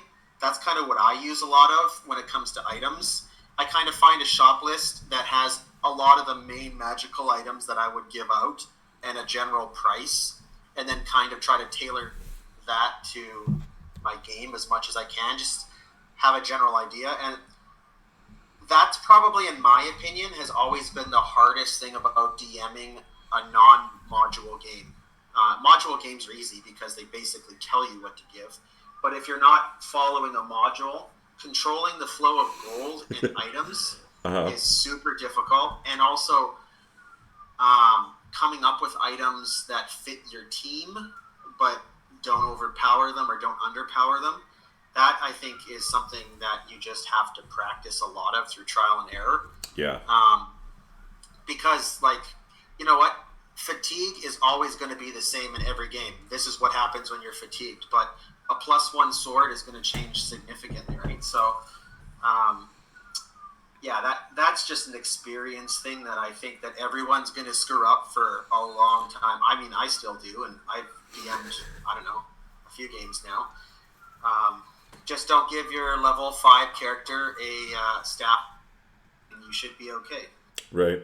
Well, and some pre-built campaigns throw it. Well, again, we've been going through Tales from the Yawning Portal, and pretty much every group by the end of the first module ends up with Shatterspike, which is a +1 longsword that can deal bludgeoning damage to items, and when it hits an item, it counts as an automatic critical hit. So this is basically your level 3, and you've got an item that will destroy almost any door, any prison, any bars, any whatever, any non-magical item that the group encounters. Somebody just goes, oh, I'm going to pull out Shatterspike and beat the shit out of this thing again. And away you go. So, later on, there's an eagle whistle. And the whistle's a bit limited, but you blow it. You can blow it 3 times in a day, and you can fly.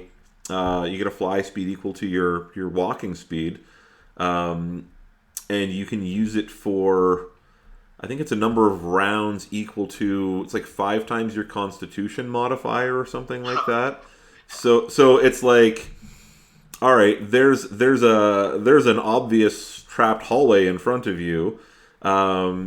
Hey, meowing pineapple, and I'm gonna blow my whistle and fly across and carry a rope and tie it off on the other side, so the rest of the group can just climb along the rope or whatever. Like, there's so many exploits that are there.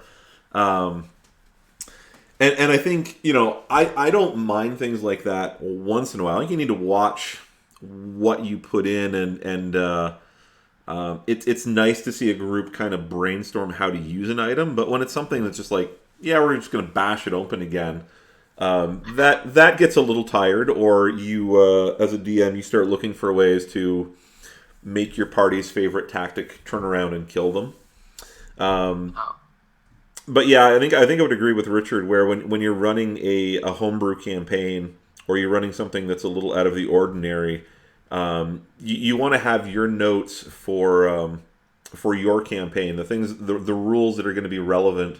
I'm not sure if this quite answers the question, Born a Geek, but if you go on YouTube, Matt Mercer has a video on there just called "How to Set Up a DM Screen," and it's not a bad video. I've watched at least part of it, and he's pretty thorough on it. I don't think there's much on there I would disagree with him on.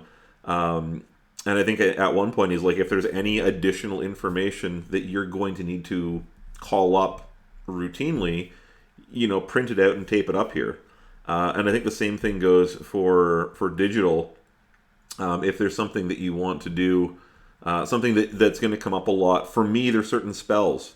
I've by now seen certain cleric spells cast so many times, I don't need to look them up anymore. But somebody picks a new spell, or they pick a new feat, and suddenly you're looking around going, okay, just a second, I got to look this up again to make sure that it's working properly, because I love my players, but most of them don't read the descriptions properly or remember them well at all.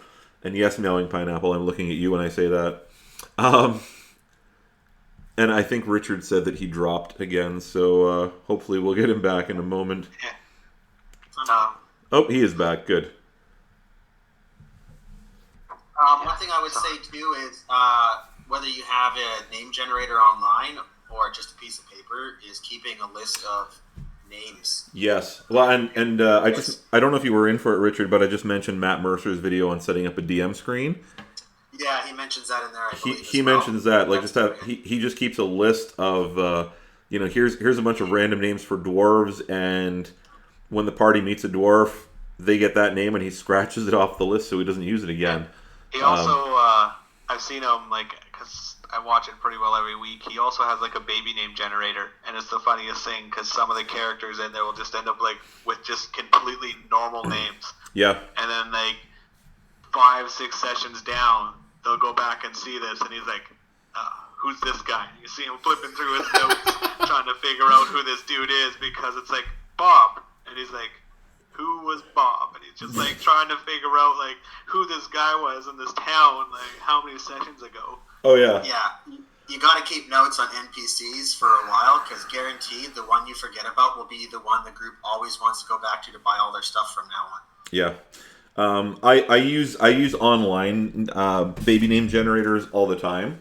I shouldn't say all the time, but when I need something, it's like, especially if it's a human character, I'll go on and I'll be like, all right, let's look up let's give this a German sounding name or a Russian or French or whatever kind of fits sort of the feel that you want for the NPC. Um, we're getting a bit outside of the DM screen at this point, but in terms of tools, there's so much good stuff. I mean, my my my Here, my advice would be to run a Google Doc and just keep track of the cool things you'll pick up, whether it's Reddit or Mercer or three guys ranting on Twitch, and keep a list of links. Bookmark some stuff. If you find a good name generator, if you find other good DM tools, you get rolling tables. So if you want interesting things to happen when somebody scores a critical hit or a critical miss, or they critically fail an athletics check to make a jump or something like that, there's some really fun tables that people have cooked up out there. And you can make your own table, but it's a lot of work. So if you're starting out, I don't think there's anything wrong with using stuff that other people have made available online. So you'll find, that's like all I do. yeah, like there's a guy who literally all he does is write down the numbers 1 to 100 and make a list. He's like Colonel Gentleman from the Venture Brothers, just like Colonel Gentleman's lists of critical fails when you make a persuasion check to seduce the barmaid. Actually, that's a good list. I need to make that table. I don't know if that exists yet or not, but it should. Um, She's a silver dragon, guaranteed every time. When you Yeah. fail to seduce that mermaid, right? Like, right. Hey, first off, I did not fail to seduce her. I think I rolled a 20 on that. It's not my fault that no matter who she kisses, it kills you. Well, it doesn't kill you. It just takes your breath away. Cue the music. Which is another word for dying, yeah. the best thing would have been a black dragon. Would have just been the perfect thing because it's just sort of return the favor, like. Here's a pro tip for creating NPCs. If the party goes back to an NPC and you cannot for the life of you remember anything about them, all you do is you make them a changeling race, and you have some kind of like multiple personality disorder because they've changed so many times they don't even know who they are anymore. And then you just play a whole new character and be like, that's just who he is. Right. He just thinks he's this guy today. Yeah. And then he's whoever you want him to be every single time. Now, I also use I keep an Excel spreadsheet open for all of my games that I make. I keep little notes like that in, or at least I try to. I'm terrible for making as many notes as I should. But I try to go through and keep track of things like NPCs that at least that are significant. So if I give somebody a name, I'll try to make a note of it. And I've also got I went and created an experience tracker in there as well. So whenever the group gets in combat, or when I give the group a little extra experience for role play or doing something, I can just put all that in, and the calculator automatically works it out. And at the end of the session, I just look at the number at the bottom of the screen and tell the group, hey, you all get 12 experience tonight because you suck and I hate you all. No, but I'm able to say, all right, experience. Right. You killed 3 frost giants and a Behir and 17 kobolds. Plus, I'm going to give the group 500 experience for not dying and not getting kissed by a Nereid. And, here's your experience for the night. So that I think, that's actually one of the most useful things I find, because I remember when I did everything pen and paper, and you would make notes on a piece of paper, like tracking hit points and things for creatures, and then at the end of the night, somebody go, experience? Oh, yeah, and you're going back and you're referencing back and forth, going, okay, this was worth 25 experience, and they killed 4 of those, but this thing was worth 450 experience, and there were 2 of those, and then, sort of the chief, he was worth 1,200 experience, and there was 1 of him, and I guess we'll give you 200 experience for doing this. And we got to add all that up, and then there's 4 people in the group, but they had an NPC tag along through the whole thing, so do I have him count as an extra half? And it can be a bit of a mess, so, Excel... Or skip that. Yeah, or just be like, all right, yeah, you get 12 experience. Yeah, you're leveled, yeah, for some... Yeah, that's what I do. I played my last campaign I just did I just knew milestone leveling, so like at this point I wanted to level them, so they got leveled. Yep. I mean, I would always try to make it in the range, like it's like, oh, you killed a kobold, you went from 16 to 17. It would be like, you've done multiple encounters, you're now the next level. Yeah. I just find that's because, I mean, for me especially, and especially if you have a big group too, when you're tracking so much stuff, sometimes just making things easier, because you know what? Your players aren't keeping track of experience. What? They don't care. They're not keeping track. Well, yeah. Half the time, they're not keeping track of literally anything that's going on in the game. So, I mean, a player that takes notes is pretty rare. But, yeah, as long as you make it look like you know what you're doing, just if you screw up, just keep going with it. See where it goes. Because sometimes, for me personally, mistakes I made turned into some pretty solid plot points or things I just legitimately pulled out of my ass because I had no idea what was going on, and then just turned it into a storyline as the players went. So, oh, for sure.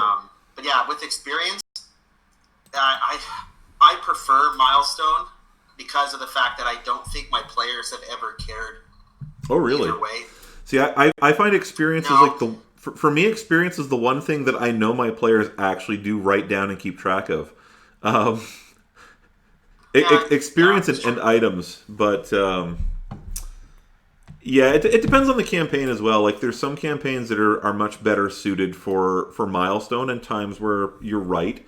I like having some sort of incentive for doing something. Not just sort of getting there. So, like, I've had 4 different groups go through at least part of Tales from the Yawning Portal, and I've got one group that somehow got substantially further ahead by the end of the second module than everybody else. And I stopped and I'm like, how the hell? And then I went and looked at it and realized that they'd gotten themselves in trouble through some of the things that they had role-played. And as a result, when everybody else, I was giving them bonus experience to get them to level 5 before they went into a particular encounter, these guys were already like 800 experience points past level 5 because they'd gotten themselves in some trouble and they got experience for it. So it depends on the group, depends on the campaign, but yeah.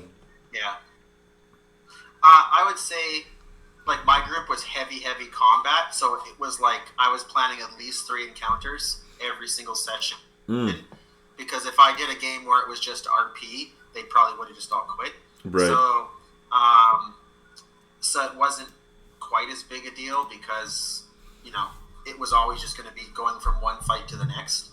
But yeah, I mean, some people might care. Just in my experience, no one has really ever brought up the fact that, most of them kind kind of did what I would expect them to do. And it helps if you know the people you're playing with, obviously. If you're playing with a pickup group that you barely know, it might be harder. Right. But I worked with everybody, and I knew them, and I knew exactly what kind of game they were going to be bringing. Fireball.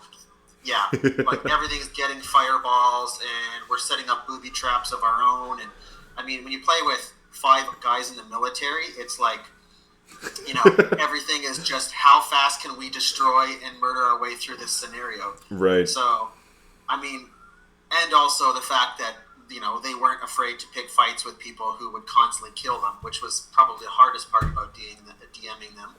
But, yeah, that's I guess knowing your group would be the best thing about that. But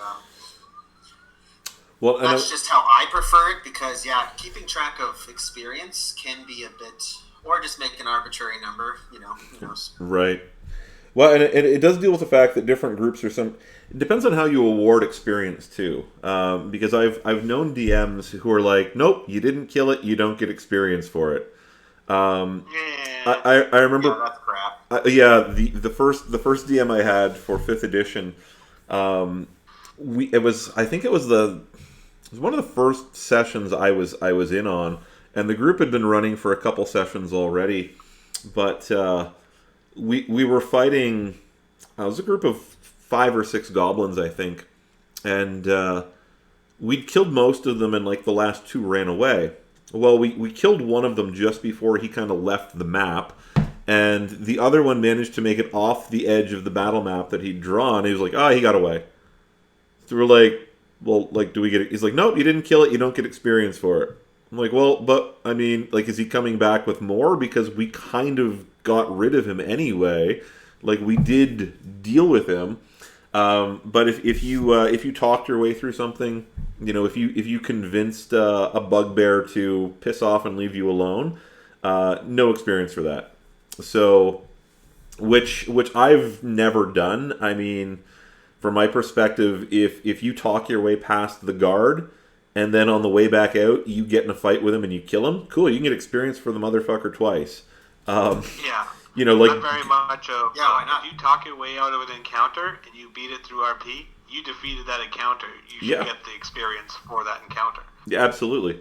Or like what we were going to do in Steven's game is plant a bunch of explosives under the body of an ancient dragon, resurrect the dragon, and then blow it up and level right to 20 immediately. There you go. Yeah, so clever ways, right? Yes. It never happened.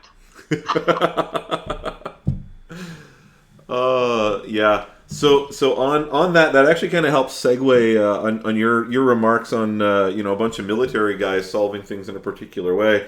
That kind of helps me circle back to what I was going to say before Born a Geek sidetracked us with DM screens. And Born a Geek, if you still happen to be watching, I hope some of that was helpful at least. But when it comes to alignments and characters who would reasonably work together, I frequently at least try to encourage people to.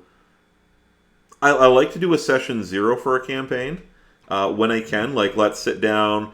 Gives me a chance to go over table rules or any peculiar little homebrew things.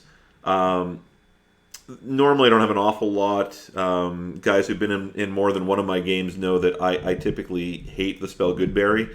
It is just the dumbest spell in D&D 5e from my perspective. So I follow. It's not a unique homebrew variant for me, but Goodberry consumes its material component. No spell focus. Spell focus does not work.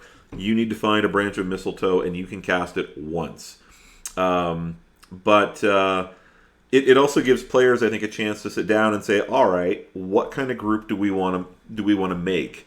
Rather than just, I mean, you can always say, hey, we're just going to do a hodgepodge of characters. Everybody shows up to session 0 knowing what they're going to play already, having their character rolled up. What's that? All fighters. Yeah, all fighters.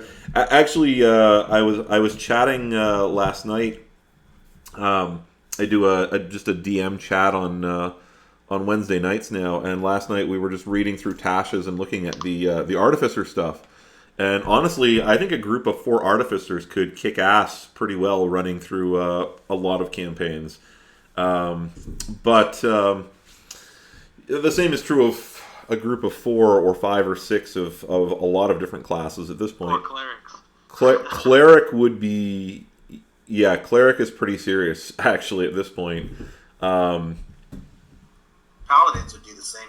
yeah, I would argue wizards, and then I know the argument would be, well, what about the tank? And then I would say, clearly, you've never seen me play a wizard. yeah. Well, again, there's enough variety by now, like between the PHB, Xanathar's Guide, Tasha's, and especially if you're allowing some of the other books like Ravnica or Wildmount or Eberron. There's definitely enough variety available for classes to do a full group. But even in the sense of like, you've got an adventuring party. Well, I don't know. I suppose somewhere in a fictional world, people wake up and just decide they're going to be adventurers. But more likely, you might have explorers who specialize in what we might classify as tomb robbing, or you might have a mercenary group, which is kind of where you guys, as the regulators, I think, have kind of settled. You're not specifically mercenaries, but you're kind of mercenaries at the same time. So, mercenaries with a heart of gold. You could have a group that centers around a faith where you've got a paladin and a cleric and a fighter and a wizard, and they're of, if not the same, at least a very similar alignment, or at least they all think they're of the same alignment. One of my rules is always don't tell people your alignment. In fact, the other day,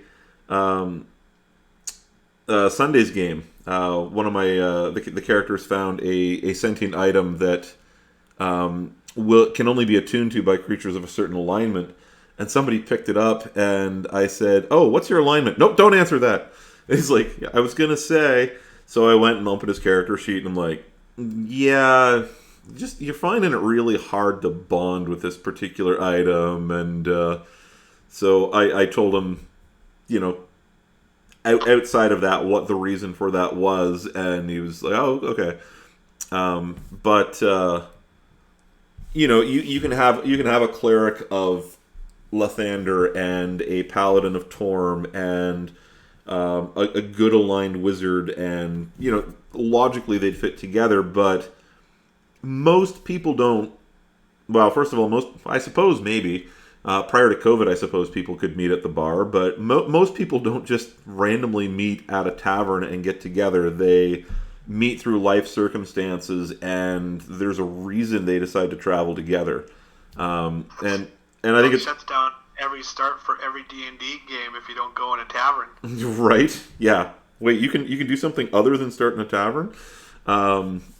It's certainly the easiest default way to start, I suppose, but. I think when you have a group that begins having kind of a shared storyline, I think it adds a certain flavor to the group dynamic, regardless of the direction they want to go.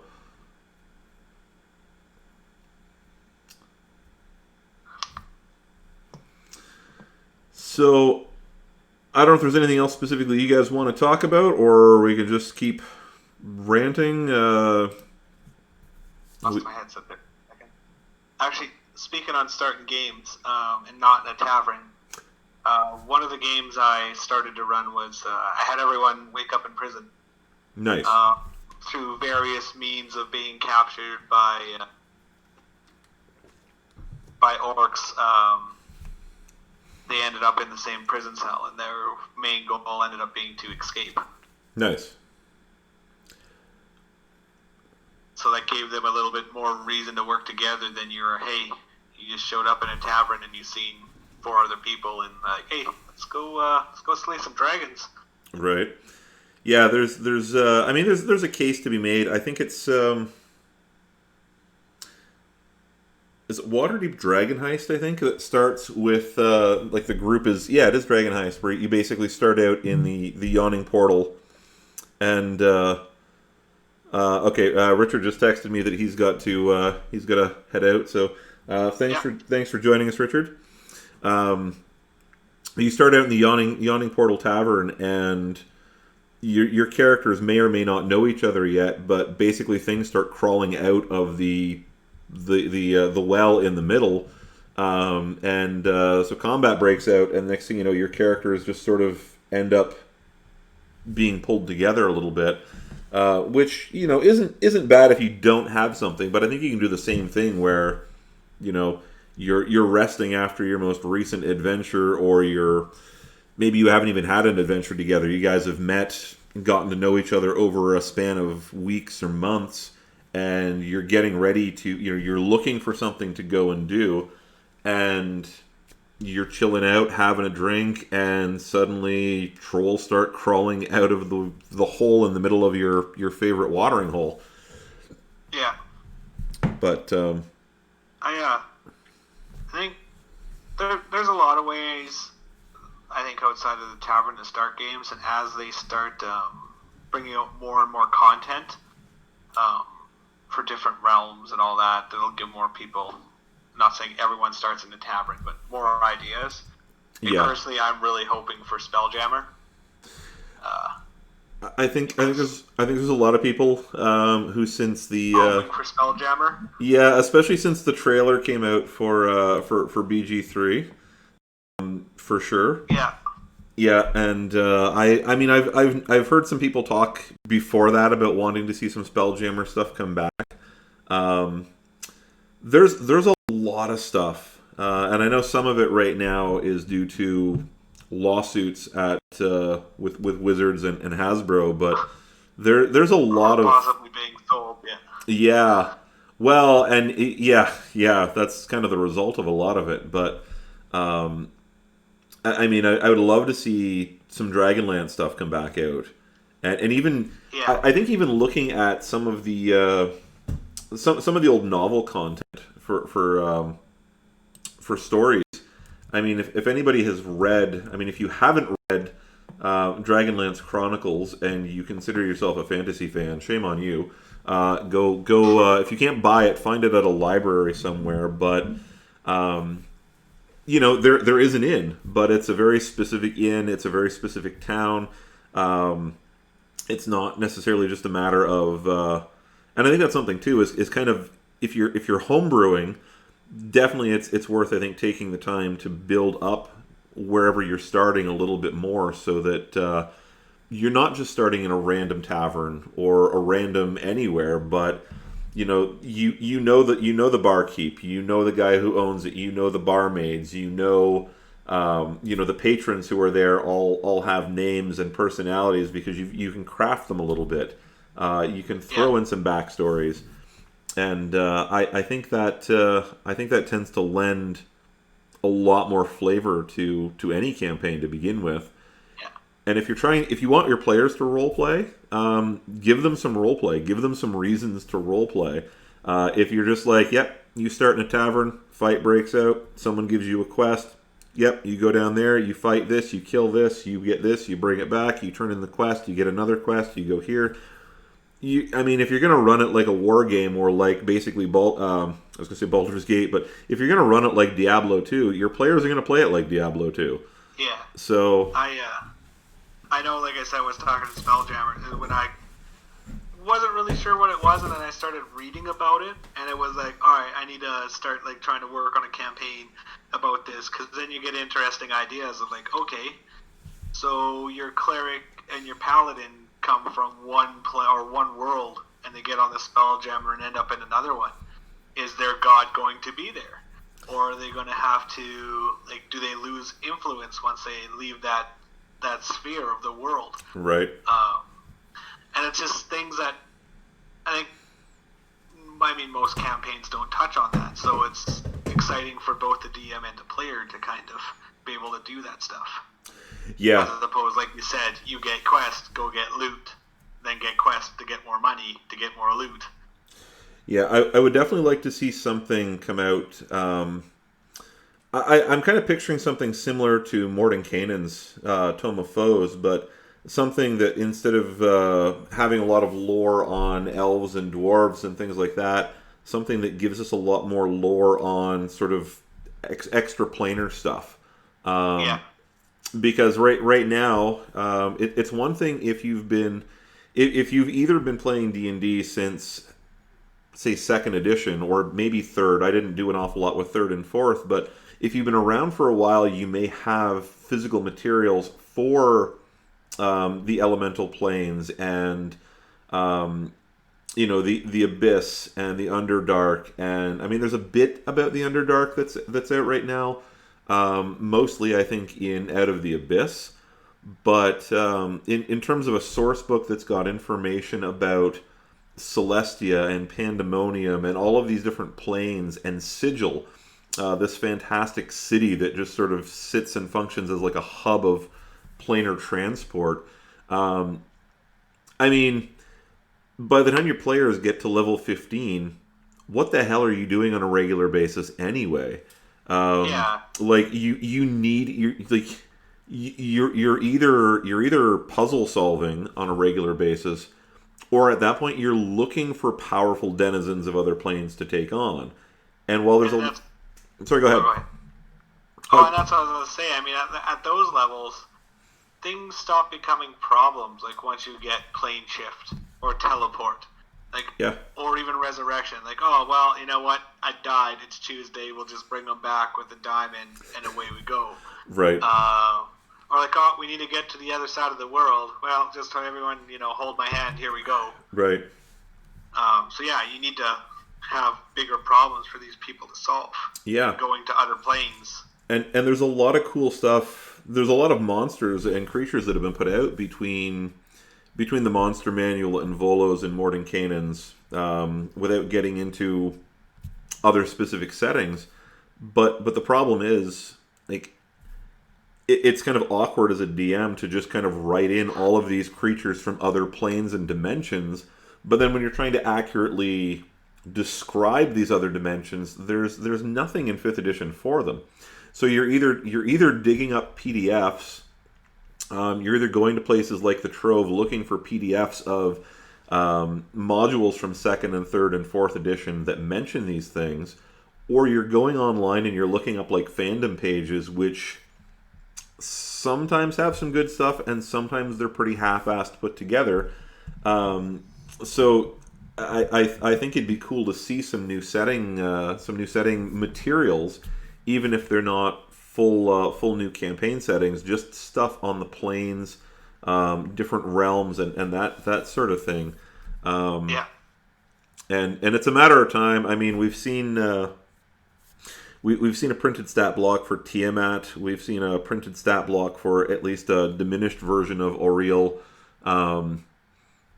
I think it would be cool at some point to see Zariel too. She's got one in. Zariel. Well, Zariel and a lot of the they've done a lot of the Archdukes of Hell and a lot of the major demon lords now. But again, if you've got an evil group or you have a group that's just looking to challenge another lesser deity, there's not much out there, and there's a lot of lesser deities. Yeah. And I mean, out of the Abyss, you do finish fighting a very, very diminished version of Demogorgon at presumably level 15. To take Demogorgon on full power, you're looking at being, I suspect, a few levels higher than that. But again, like, what do you do at beyond level 15, right? Like, you get out of the Abyss, you get out of the Underdark, and these weird rituals going on, and where do you go from there? Well, I mean, if I make it to level 15, I want my character to keep going, because I'm committed at that point. I don't mind retiring a level 5 or level 8 character, but man, when I get up there, if I can just keep going, especially if it's a homebrew campaign. I have personally never made it past 10. 10 is always where it seems like campaigns will either end or fall apart, and it's like, all right, I'm getting excited because now we're getting into the good stuff for spells and everything. Yep. I'm like, yeah, we're done. Yep. No. Richard and I were playing together in a Baldur's Gate Descent into Avernus game, and we were all looking forward because the campaign's supposed to run until around level 13, and the DM he got in a hurry. He wanted to run his own homebrew sort of follow up to that campaign, and which involved us all rolling new characters. So he literally, I think we missed the last 2, if not 3 chapters of the campaign. And he just wrapped the whole thing up basically with a wish, and it was cool. I mean, our characters ended up pretty cool as a result of the wish. I ended up with a Kenku rogue who could fly at 120 feet per round, which was cool. But then we didn't get to do anything with them anyway because that was the end of the campaign. But it was. We were. We put on a brave face for it, but realistically, we were all a little bit disappointed. So, well, that was like a lot of my early stuff was from Pathfinder because that's the guy who got me into, I guess, pen and paper stuff. He played 3.5 in Pathfinder. He had no interest in 4th or 5th. And for them, wizards and like spellcasters, especially wizards, like the first 5 levels or 10 levels are basically you're just trying to survive because everything will kill you. Yep. And melee classes are super powerful, but once you hit that about level 10, the power gap between casters and melee classes, let's say casters just take straight up on a graph, and the melees kind of like level out. So it's like right as you're getting into all those good spells and you're like, oh, I'm gonna, make demi-planes and do all this kind of stuff. It's like, nope, we're done. You're like, ah. Yeah. Well, it's kind of like that in 5e where, the fighter's like, yeah, I can make 4 attacks at level 17 or 18 or whatever, and I'm a champion, so I crit on an 18, 19, or a 20.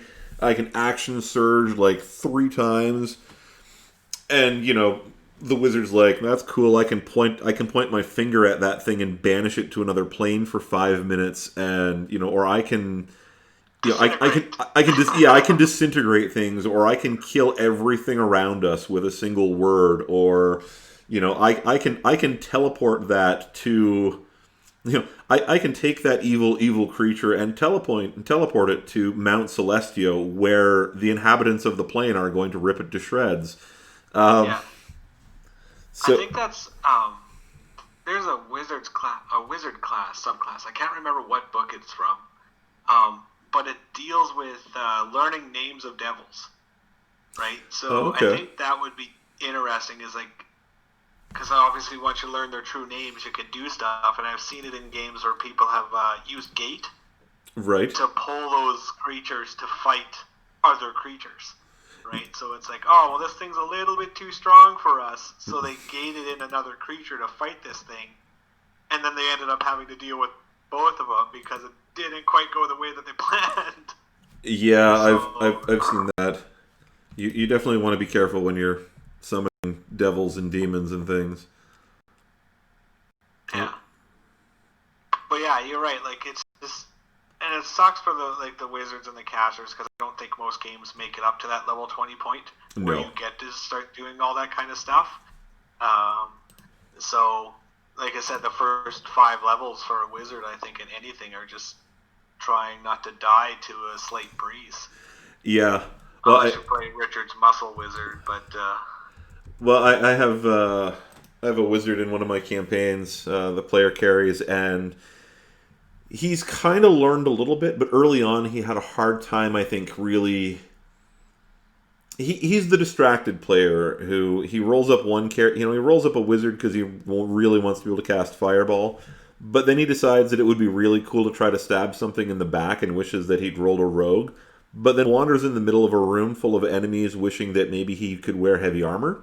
So he used to go unconscious or close to unconscious all the time. At one point, it was like every time combat broke out, he would do something that was not a good idea for a wizard, and I would remind him, dude, you're walking around in a house coat.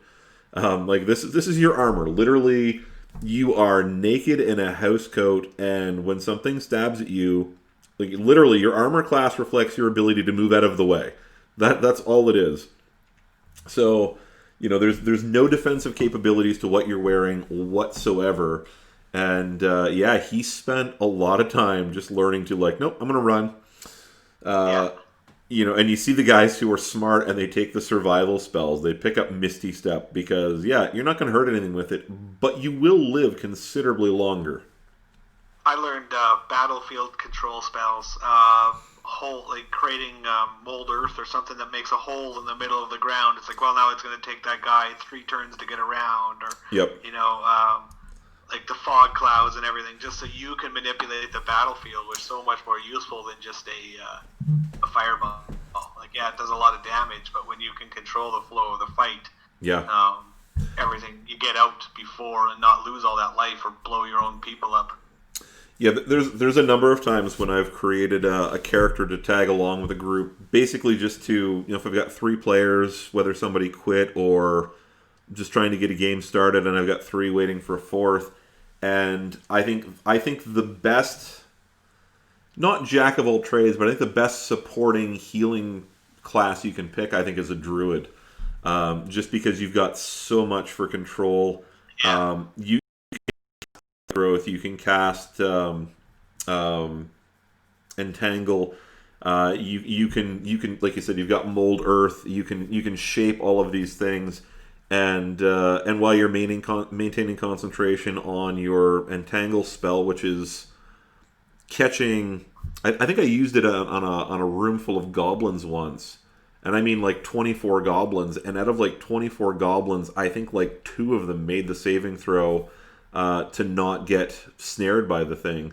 So that's reasonably impressive when you can just sort of hide in the next room, step out in front of the door, shoot at one of them, and then move back under cover where it can't see you. And the other characters can basically just pick apart the room, as opposed to dealing with 24 attacks every round. Yeah. It's huge.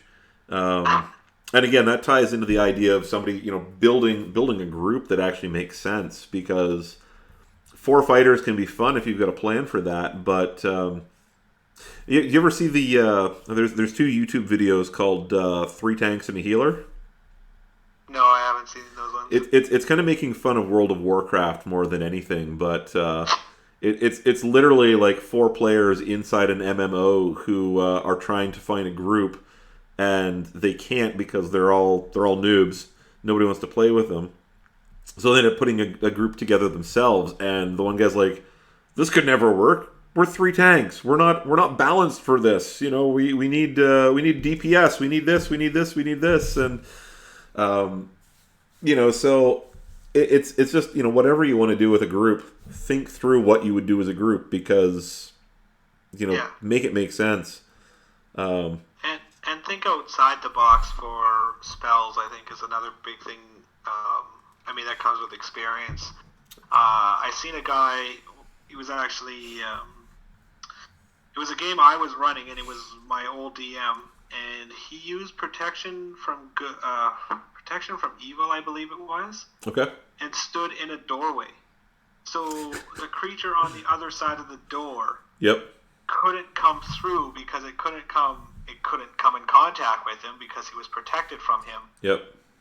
And it didn't have range attacks, but all the rest of the party on the other side did. So he was able to block that door, Yeah. and everyone just shot over top of him, and just made. Well, that was a really easy fight because the creature couldn't get to them, and it was like, well, I guess that's one way to do it. Like, Well, so, and some of the less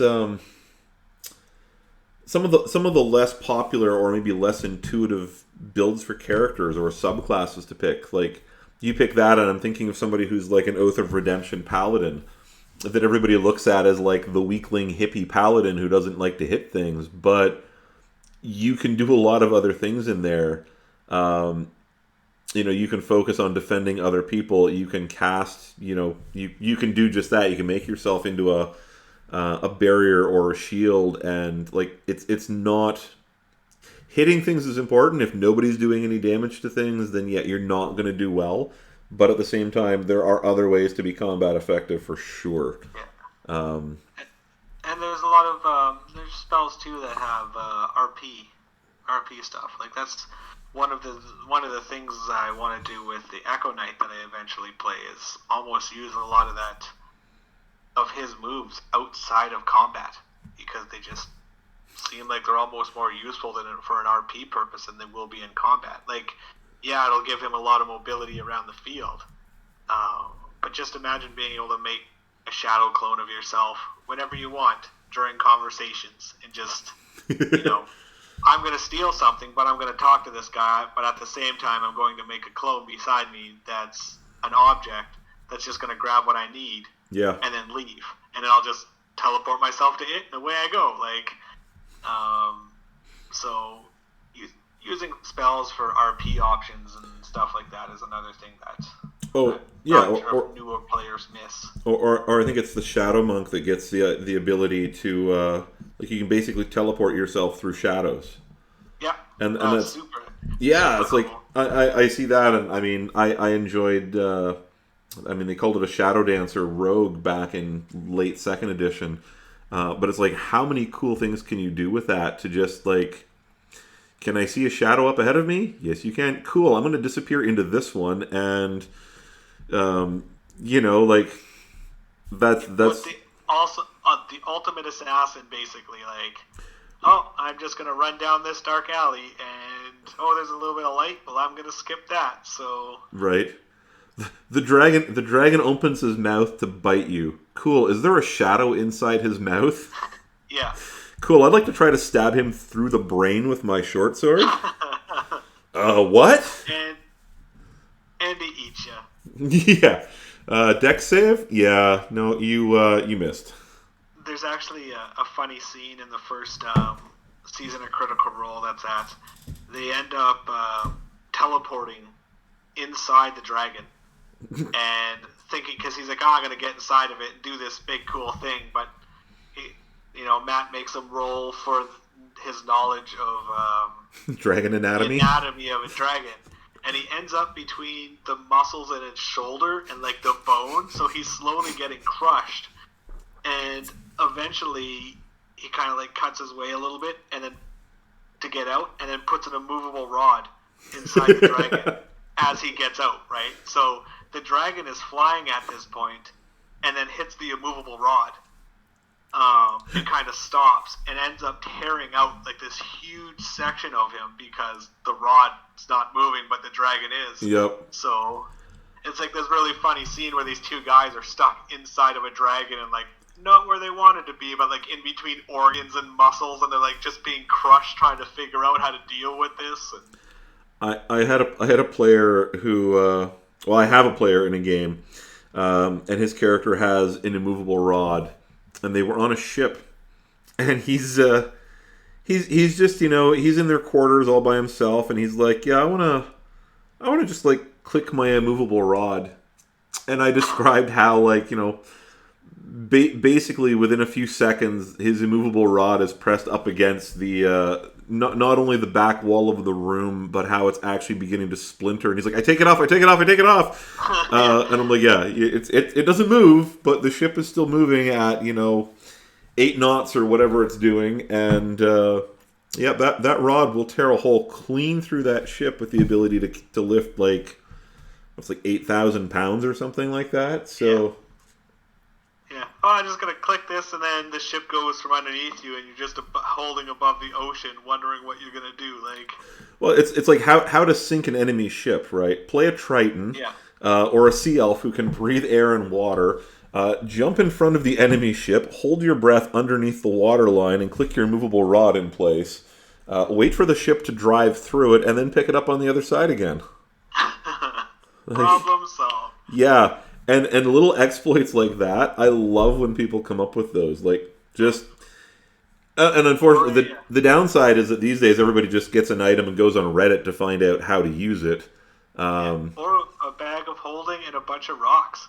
Just fill it full of rocks and then set a trap. So as they walk, it opens up upside down and just dumps out like 900 pounds worth of rocks onto something. Yeah. And then you're like, oh, there you go, or fill it full of daggers or something, like Yep. water. I don't know, like there's lots of you have a bag that can hold a lot of weight of anything, and as soon as you turn it upside down, it dumps all of it out at once. Well, there's a lot of opportunities there, so... There's so many cool things to do with items, and I love...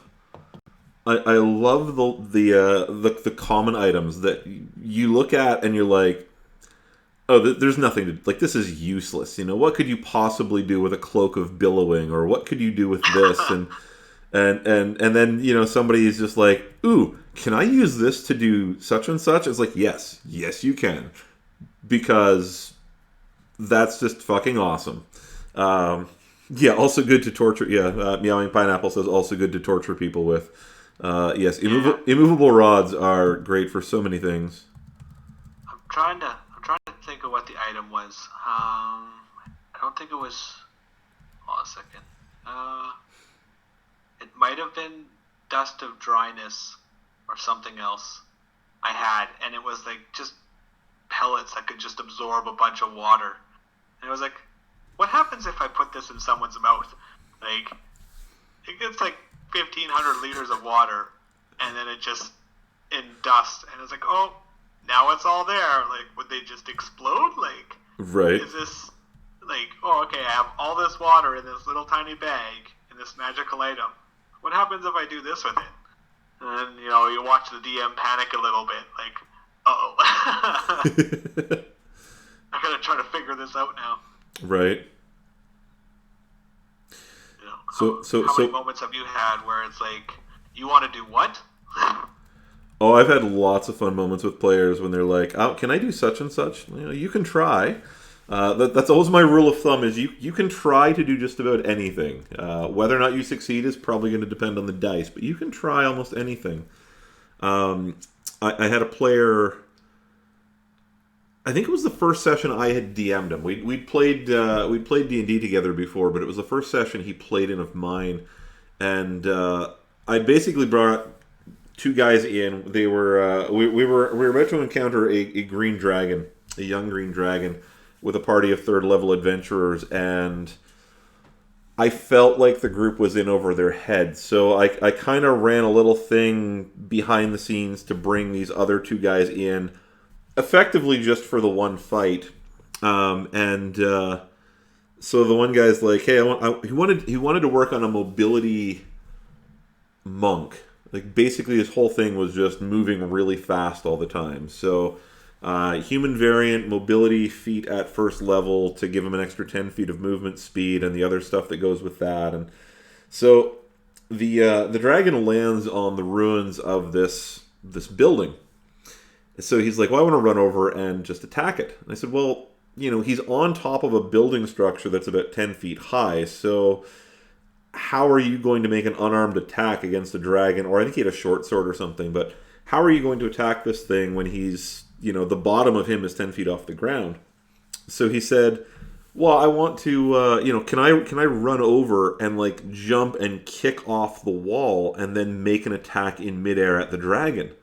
I was like, yeah, that could be really cool. So I said, well, look, give me an acrobatics check as you run and jump to kick off the wall, and, like, you know, we'll say DC of 12 or something like that to successfully kick off the wall, and then, you know, probably, yeah, you know what, if you pull it off, you can make an attack roll just straight up.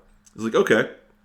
So he gives me the roll, and it's a nat 1, and I described how his character just ran face first into the wall, you know, mistimed the jump, mistimed the kick, and I rolled damage, and he'd already taken some, so just rolling like the 1d6 damage was enough for his character to go unconscious, which was kind of hilarious. Yeah, Rubber Ducky in chat, you know, like my smoke bottle and Zvarts to convince them you're a god. The players were, this was a little homebrew aside that we were doing, and long story short, this one character is trying to impress this tribe of Zvarts rather than going in and attacking them or intimidating them, he's like, well, I want to convince them that I'm a god. So he had this ever-smoking bottle, and I think something else. I don't remember exactly what. And he basically convinced them that he was a chosen of I can't remember the god of the Zvarts, but no, that's not it. But he succeeded on this thing. So he ended up with his own little tribe of Zvarts following him around.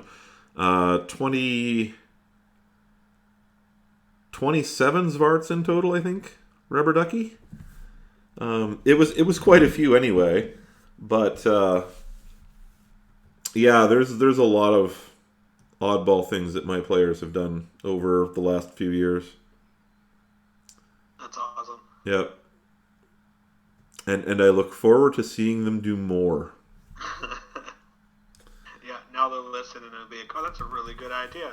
Now I got to do this. I got to do that. Well, that's part of the hope actually. So I mean, one of the things I want to talk about next at some point, whether it's with you guys or somebody else, is like just role playing characters, because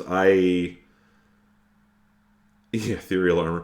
I have a lot of players who genuinely struggle with just role playing their character. Like I don't know if it's a lack of imagination or too many conventional video games where you just don't really have a character behind it, and that's what people are used to, or maybe people don't read stories like they used to. I don't know, or just run around. Like I role played as a kid. Like we ran around and I pretended I was, Spider-Man or Hercules or the Incredible Hulk or Superman or, whatever. I don't know. Do kids still do this? Yeah, they do. I do. That's good. I find for me personally, for like role playing characters, it depends on depends on the character I'm doing. I find I'll do it more in homebrew games than I will in modules, just because homebrew I think allows for a little bit more RP, because it's not like we need to go this way. Yeah. And it also depends on the party. If you're the only one RPing a character and everyone else is just like, I'm just going to do this. Yeah. Like, well, all right, well, then I'm not going to put in all this effort to try and play this character, this super sneaky rogue and whatever, or this, like, my contract devil to do all this stuff if everyone else is just like, I'm just going to do nothing for the next 3 hours. Yeah. And look at my phone. Well, and it's funny you say that, because I was thinking that, and I've seen that happen numerous times where you get 3 or 4 players together, and one's like, yes, I, the great Santini, I go in and da-da-da-da-da, and then somebody else is like, yeah, so I just asked the guy what he wants. Yeah, so we're going to go do the thing. And I'm like, really? Like, I mean, you can descriptive role play. I don't have a problem with that. But when people can't even be bothered to, like, describe what your character would be saying a little bit more in depth. And then, within a session, like, that person just, they've given up on it because they're the only one who's really trying to role play a character.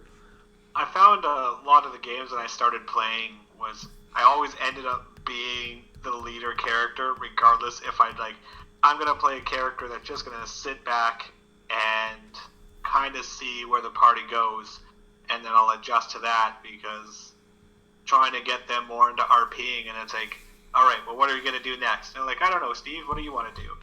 It's like, well, I guess we're doing this. And it's like, every time something came up, the whole group would just look, and it's like, well, someone else, like, hey, I'm going to tell this person to do this. Well, then tell them. Don't say you're going to do it. Just actually be like, okay, start talking to them and tell them what you want them to say.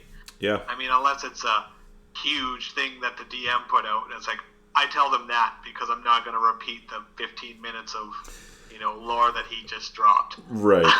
Yeah. But yeah, like, just talk to him. Like, it kind of sucks to be the one person that is like everyone always goes to, like, to solve every situation. Like, everyone in the game and all the characters should have their own moments where they feel like, I'm I'm the all-star of this group right now, as opposed to it just being one guy or one person playing a game, and the rest of the party are just kind of like there to follow him. Yeah, absolutely. I have one group where basically I have one person who I think is the most interested in role playing, but doesn't because the other players don't really role play, and I have the one player who's just perpetually metagaming. If he's not metagaming in the sense that he's read the module already, he's metagaming in the sense that he's puzzling it out as a player, not as a character. So it's all like, oh, yes, well, obviously I checked the door, despite, the other day we were talking, and he's asking about his war domain cleric who comes from the far north, and about coming into a blowgun with some darts and some, what was it, oil of Taggett. And I said, well, would your character logically even know what a blowgun is? It's like, well, I would think he would. And I'm like, why would he know about a blowgun? Like, in the north where no one would use blowguns. Like, Yeah. blowguns are typically associated with hot, moist, tropical places. How does he know about oil of Taggett? Oh, and he's a war domain cleric who worships Valkur, who is, in his role as a war domain, as an exarch of Tempest. He's basically god of valorous combat. So I would think that he would kind of look down on one of his clerics using a blowgun with sleeping poison as a means of solving conflict. Yeah. And but all the time, the other players are like, I don't know, what does your character think? What does your character think? And I'm like, look, your characters have minds of their own. But I also find a lot of people never, like, it's interesting. Like, if you go to play soccer, you probably do some kind of exercise other than play soccer, or you play soccer. You practice with other people or something. People who play MMOs and they're getting ready to run a raid, you don't, you play the game a lot, but I have a lot of D&D players who I'm convinced, outside of the actual moments when we're playing, have never looked at their character sheet, have never read the spell descriptions, have never, like, you put no thought into it whatsoever, and then you get disappointed when you show up in the game and you can't think of what your character would do. Yeah. And I've had, like, my favorite characters to play are ones where I've sat down. I had a knowledge domain cleric that I ran for a campaign, I guess over a year ago now, probably. And I didn't really. I kind of half min-maxed the character originally. Like, I went, what does the group need? We had no arcane casters, and we had no healers. So I'm like, all right, I'll go cleric, and I'll go knowledge domain, because then I can cast identify. That literally was the justification behind knowledge domain cleric. But I then sat down and I don't know, I think I wrote about 16 pages of backstory to it. And I never finished the story, but it was enough to kind of establish in my mind sort of the character's motivations and personality, and a little bit shifted once you get into the game, as I think things tend to do. But I loved that character and the one that I did after him, just because I'd actually put thought into them. And you can tell the people who spend time thinking about how to use their abilities and how to roleplay their character versus the people who only think about it when they're actually in game.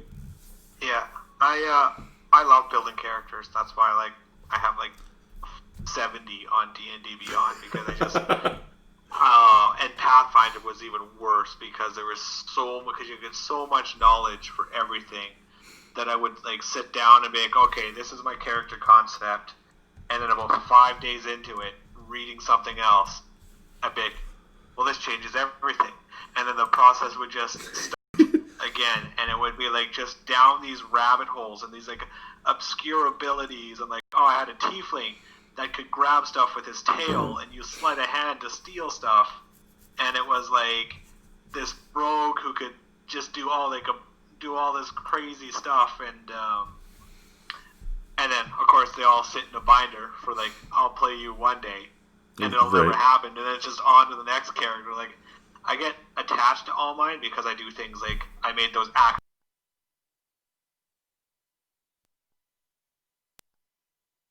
And then, like, oh yeah, if I lost this character, well, I got another one lined up that I've been wanting to play for ages, and this is what I wanted to do with him, and I think he'll be good in this situation for the group.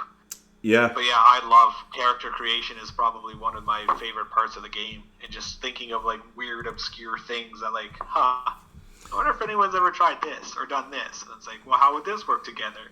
Yeah. And I have way more characters than I'll ever play games, but I go through lose 5 a game and still be good.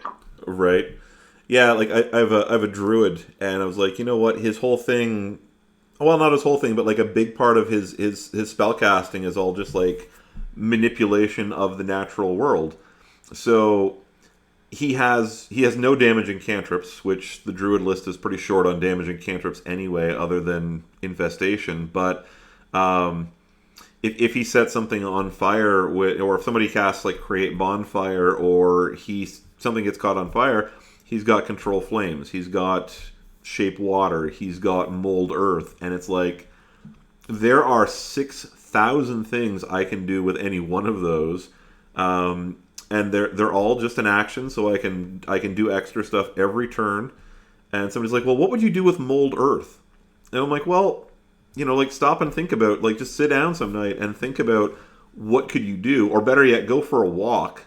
Walk through a park and think about the cool things you could do if you could move a 5 by 5 by 5 foot area of dirt, literally if you could move 125 cubic feet of earth every 6 seconds, what could you do with that? I'm like, out of combat, I find some farmers in a small community, and if I want to get their favor, I show up in the spring and I offer to plow somebody's fields, and I do it in 3 minutes.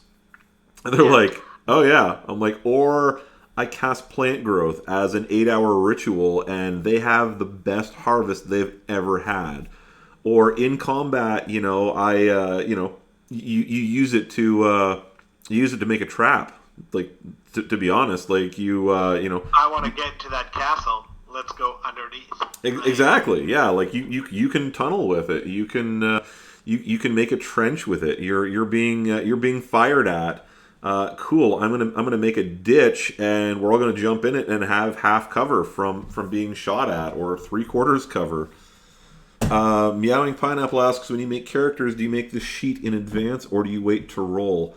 Is that for me, or? I think that's just in the chat generally. Yeah. So for me, if I'll ask the DM I'm playing with what their rules are for rolling. I will fill out everything on a character sheet except the stats if we're going to roll. If it's standard scores or point buy, then I'll fill the whole thing out in advance. At least once I know what I'm doing. If you're rolling for stats, I will still go through and figure out what I want proficiency in, what I want expertise in, whatever. But I'll have an idea of where I want to go, regardless of how good my stats work out. Steven? Yeah, I'm about the same. Is that I'll do is like if I need using D&D Beyond, I need stats. I'll just use standard and then adjust from there. Like I said, I generally have a concept of what I want them to do. And pray that you get a decent roll. But if not, sometimes crappy characters are fun to play too. Yep. Yep. No, I was literally going to say that. Like, if I need to work things out or whatever, then I'll plug in standard scores, and then if the DM's like, oh, you can roll, cool. I've been generally good, like with my players, that if we roll and they get a terrible roll, like sub 10, and they're like down to like a 3. I'll give them at the start, when they do, I guess it'd be 6 rolls, I'd give them one extra and let them substitute Yep. that, or a big. This is the minimum you can have. If you're below this, you get to re-roll, but you keep what you get. Yeah. So, I want to try to get it better than a 12, but you get a 10. Well, then you're out of luck. Or like I said, I'll give them an extra roll on top of everything, and they can substitute one of them out. Yeah. I've done a couple things. Now I'm pretty lenient when I let my players roll stats, because we do 4d6, take the top 3, and you re-roll ones, and you can just keep re-rolling one. So I've had people roll 1, 1, 1, 6. Okay, cool. You get the 6 instead of the 1. But I've had people who have. So if somebody's already used standard scores, or they're not sure about rolling, I'll say, look, roll, and if it comes up worse than standard scores, you can use the standard scores. And there's times where I've given somebody a 7th roll, because I don't have a problem with the character having a weakness, but man, I saw a kid in his first D&D game. This was like a 12-year-old playing a barbarian, and he had 14 strength, and I think like 13 to his constitution. And I'm just like, this is the saddest pencil-necked, limp-wristed barbarian the world has ever seen. Like, this is the barbarian who got thrown out of the tribe, and he's really mad about it. Yeah, right? And he's trying to be angry, but just it's like Bruce Banner that never turns into the Hulk. Yeah, you are Bruce Banner. Yeah, for sure. I think characters with not like super high scores can be fun if you lean into it and try to RP it. I mean, you don't have to be good at everything. No.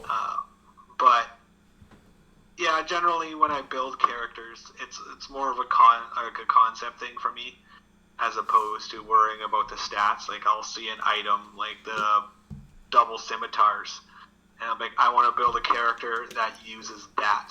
So what do I need to do to use this weapon? Because I think it would be sweet just to have a unique weapon, like a double-bladed scimitar that no one else has, for intimidation reasons, or like I said, you're in a tavern and you show up and someone pulls out this weapon you've never seen before. Right. Like, okay, maybe we should leave him alone. Doesn't mean he's good with it, but... Or, I know, like Pathfinder, again, I go back to that, is whip fighting. Using a whip, and there's feats that you can be like, oh, someone comes within 15 feet of you, you can use that whip to trip them up. Well, I mean, you're not doing a lot of damage, but that sounds like a really cool character. I'm going to make Indiana Jones, and then I'll go from there and hope for the best. Yeah. Yeah, there's definitely... I mean, I'm the same way. I'll look at like I said, I'll look at a concept, and then I had a player. He's in one of my games right now, but he's got a Firbolg cleric, and he actually, and this thrilled me. He actually took the time to read the lore in the printed materials on Firbolg. So he's like, well, I'm a life domain cleric, so I get heavy armor, but Firbolg don't normally wear heavy armor. So I thought about, why would I wear heavy armor? So he basically backstoried his character that he had been orphaned or lost by his tribe or something, and had ended up being raised by, for a time anyway, he was raised by a group of mercenaries who eventually dropped him off at like a temple or something like that to where he received his religious instruction. But he's like, well, I didn't grow up around other Firbolg. I grew up around mercenaries who don't have a problem wearing heavy armor.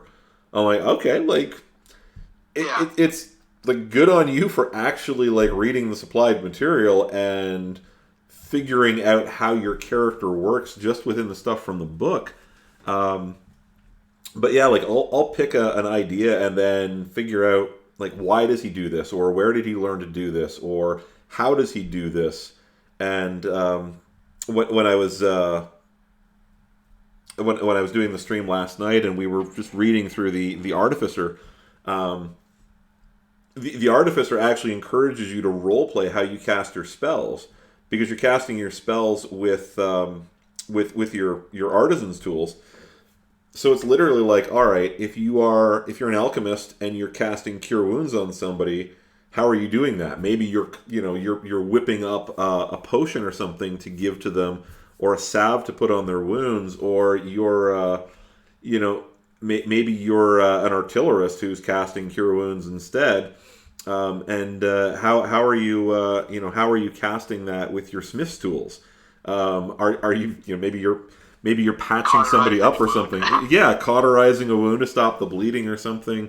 But they actually encourage you to you don't necessarily have to do it every time, but to think about how your character is casting spells using their tools. And I think that's spectacular.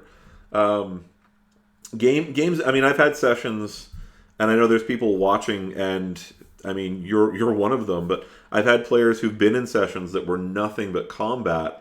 But the memorable games are the ones where everybody's just role-playing things and describing things.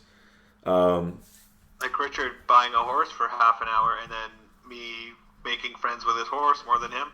Yeah, well, and Richard getting going for this rough and tumble ride through the streets of Mirabar or Luskan or wherever it was, desperately trying to hold on to this horse because he failed his animal handling check. But wanted to show off and have a very spirited horse. So you can get a lot of cool stuff going on that way.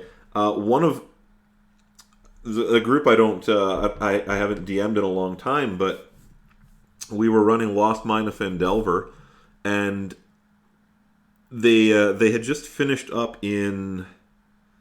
They just finished up in the ruins of Thunder Tree, which is not too far from Neverwinter. They're heading back to Phandelver. Back to Phandalin.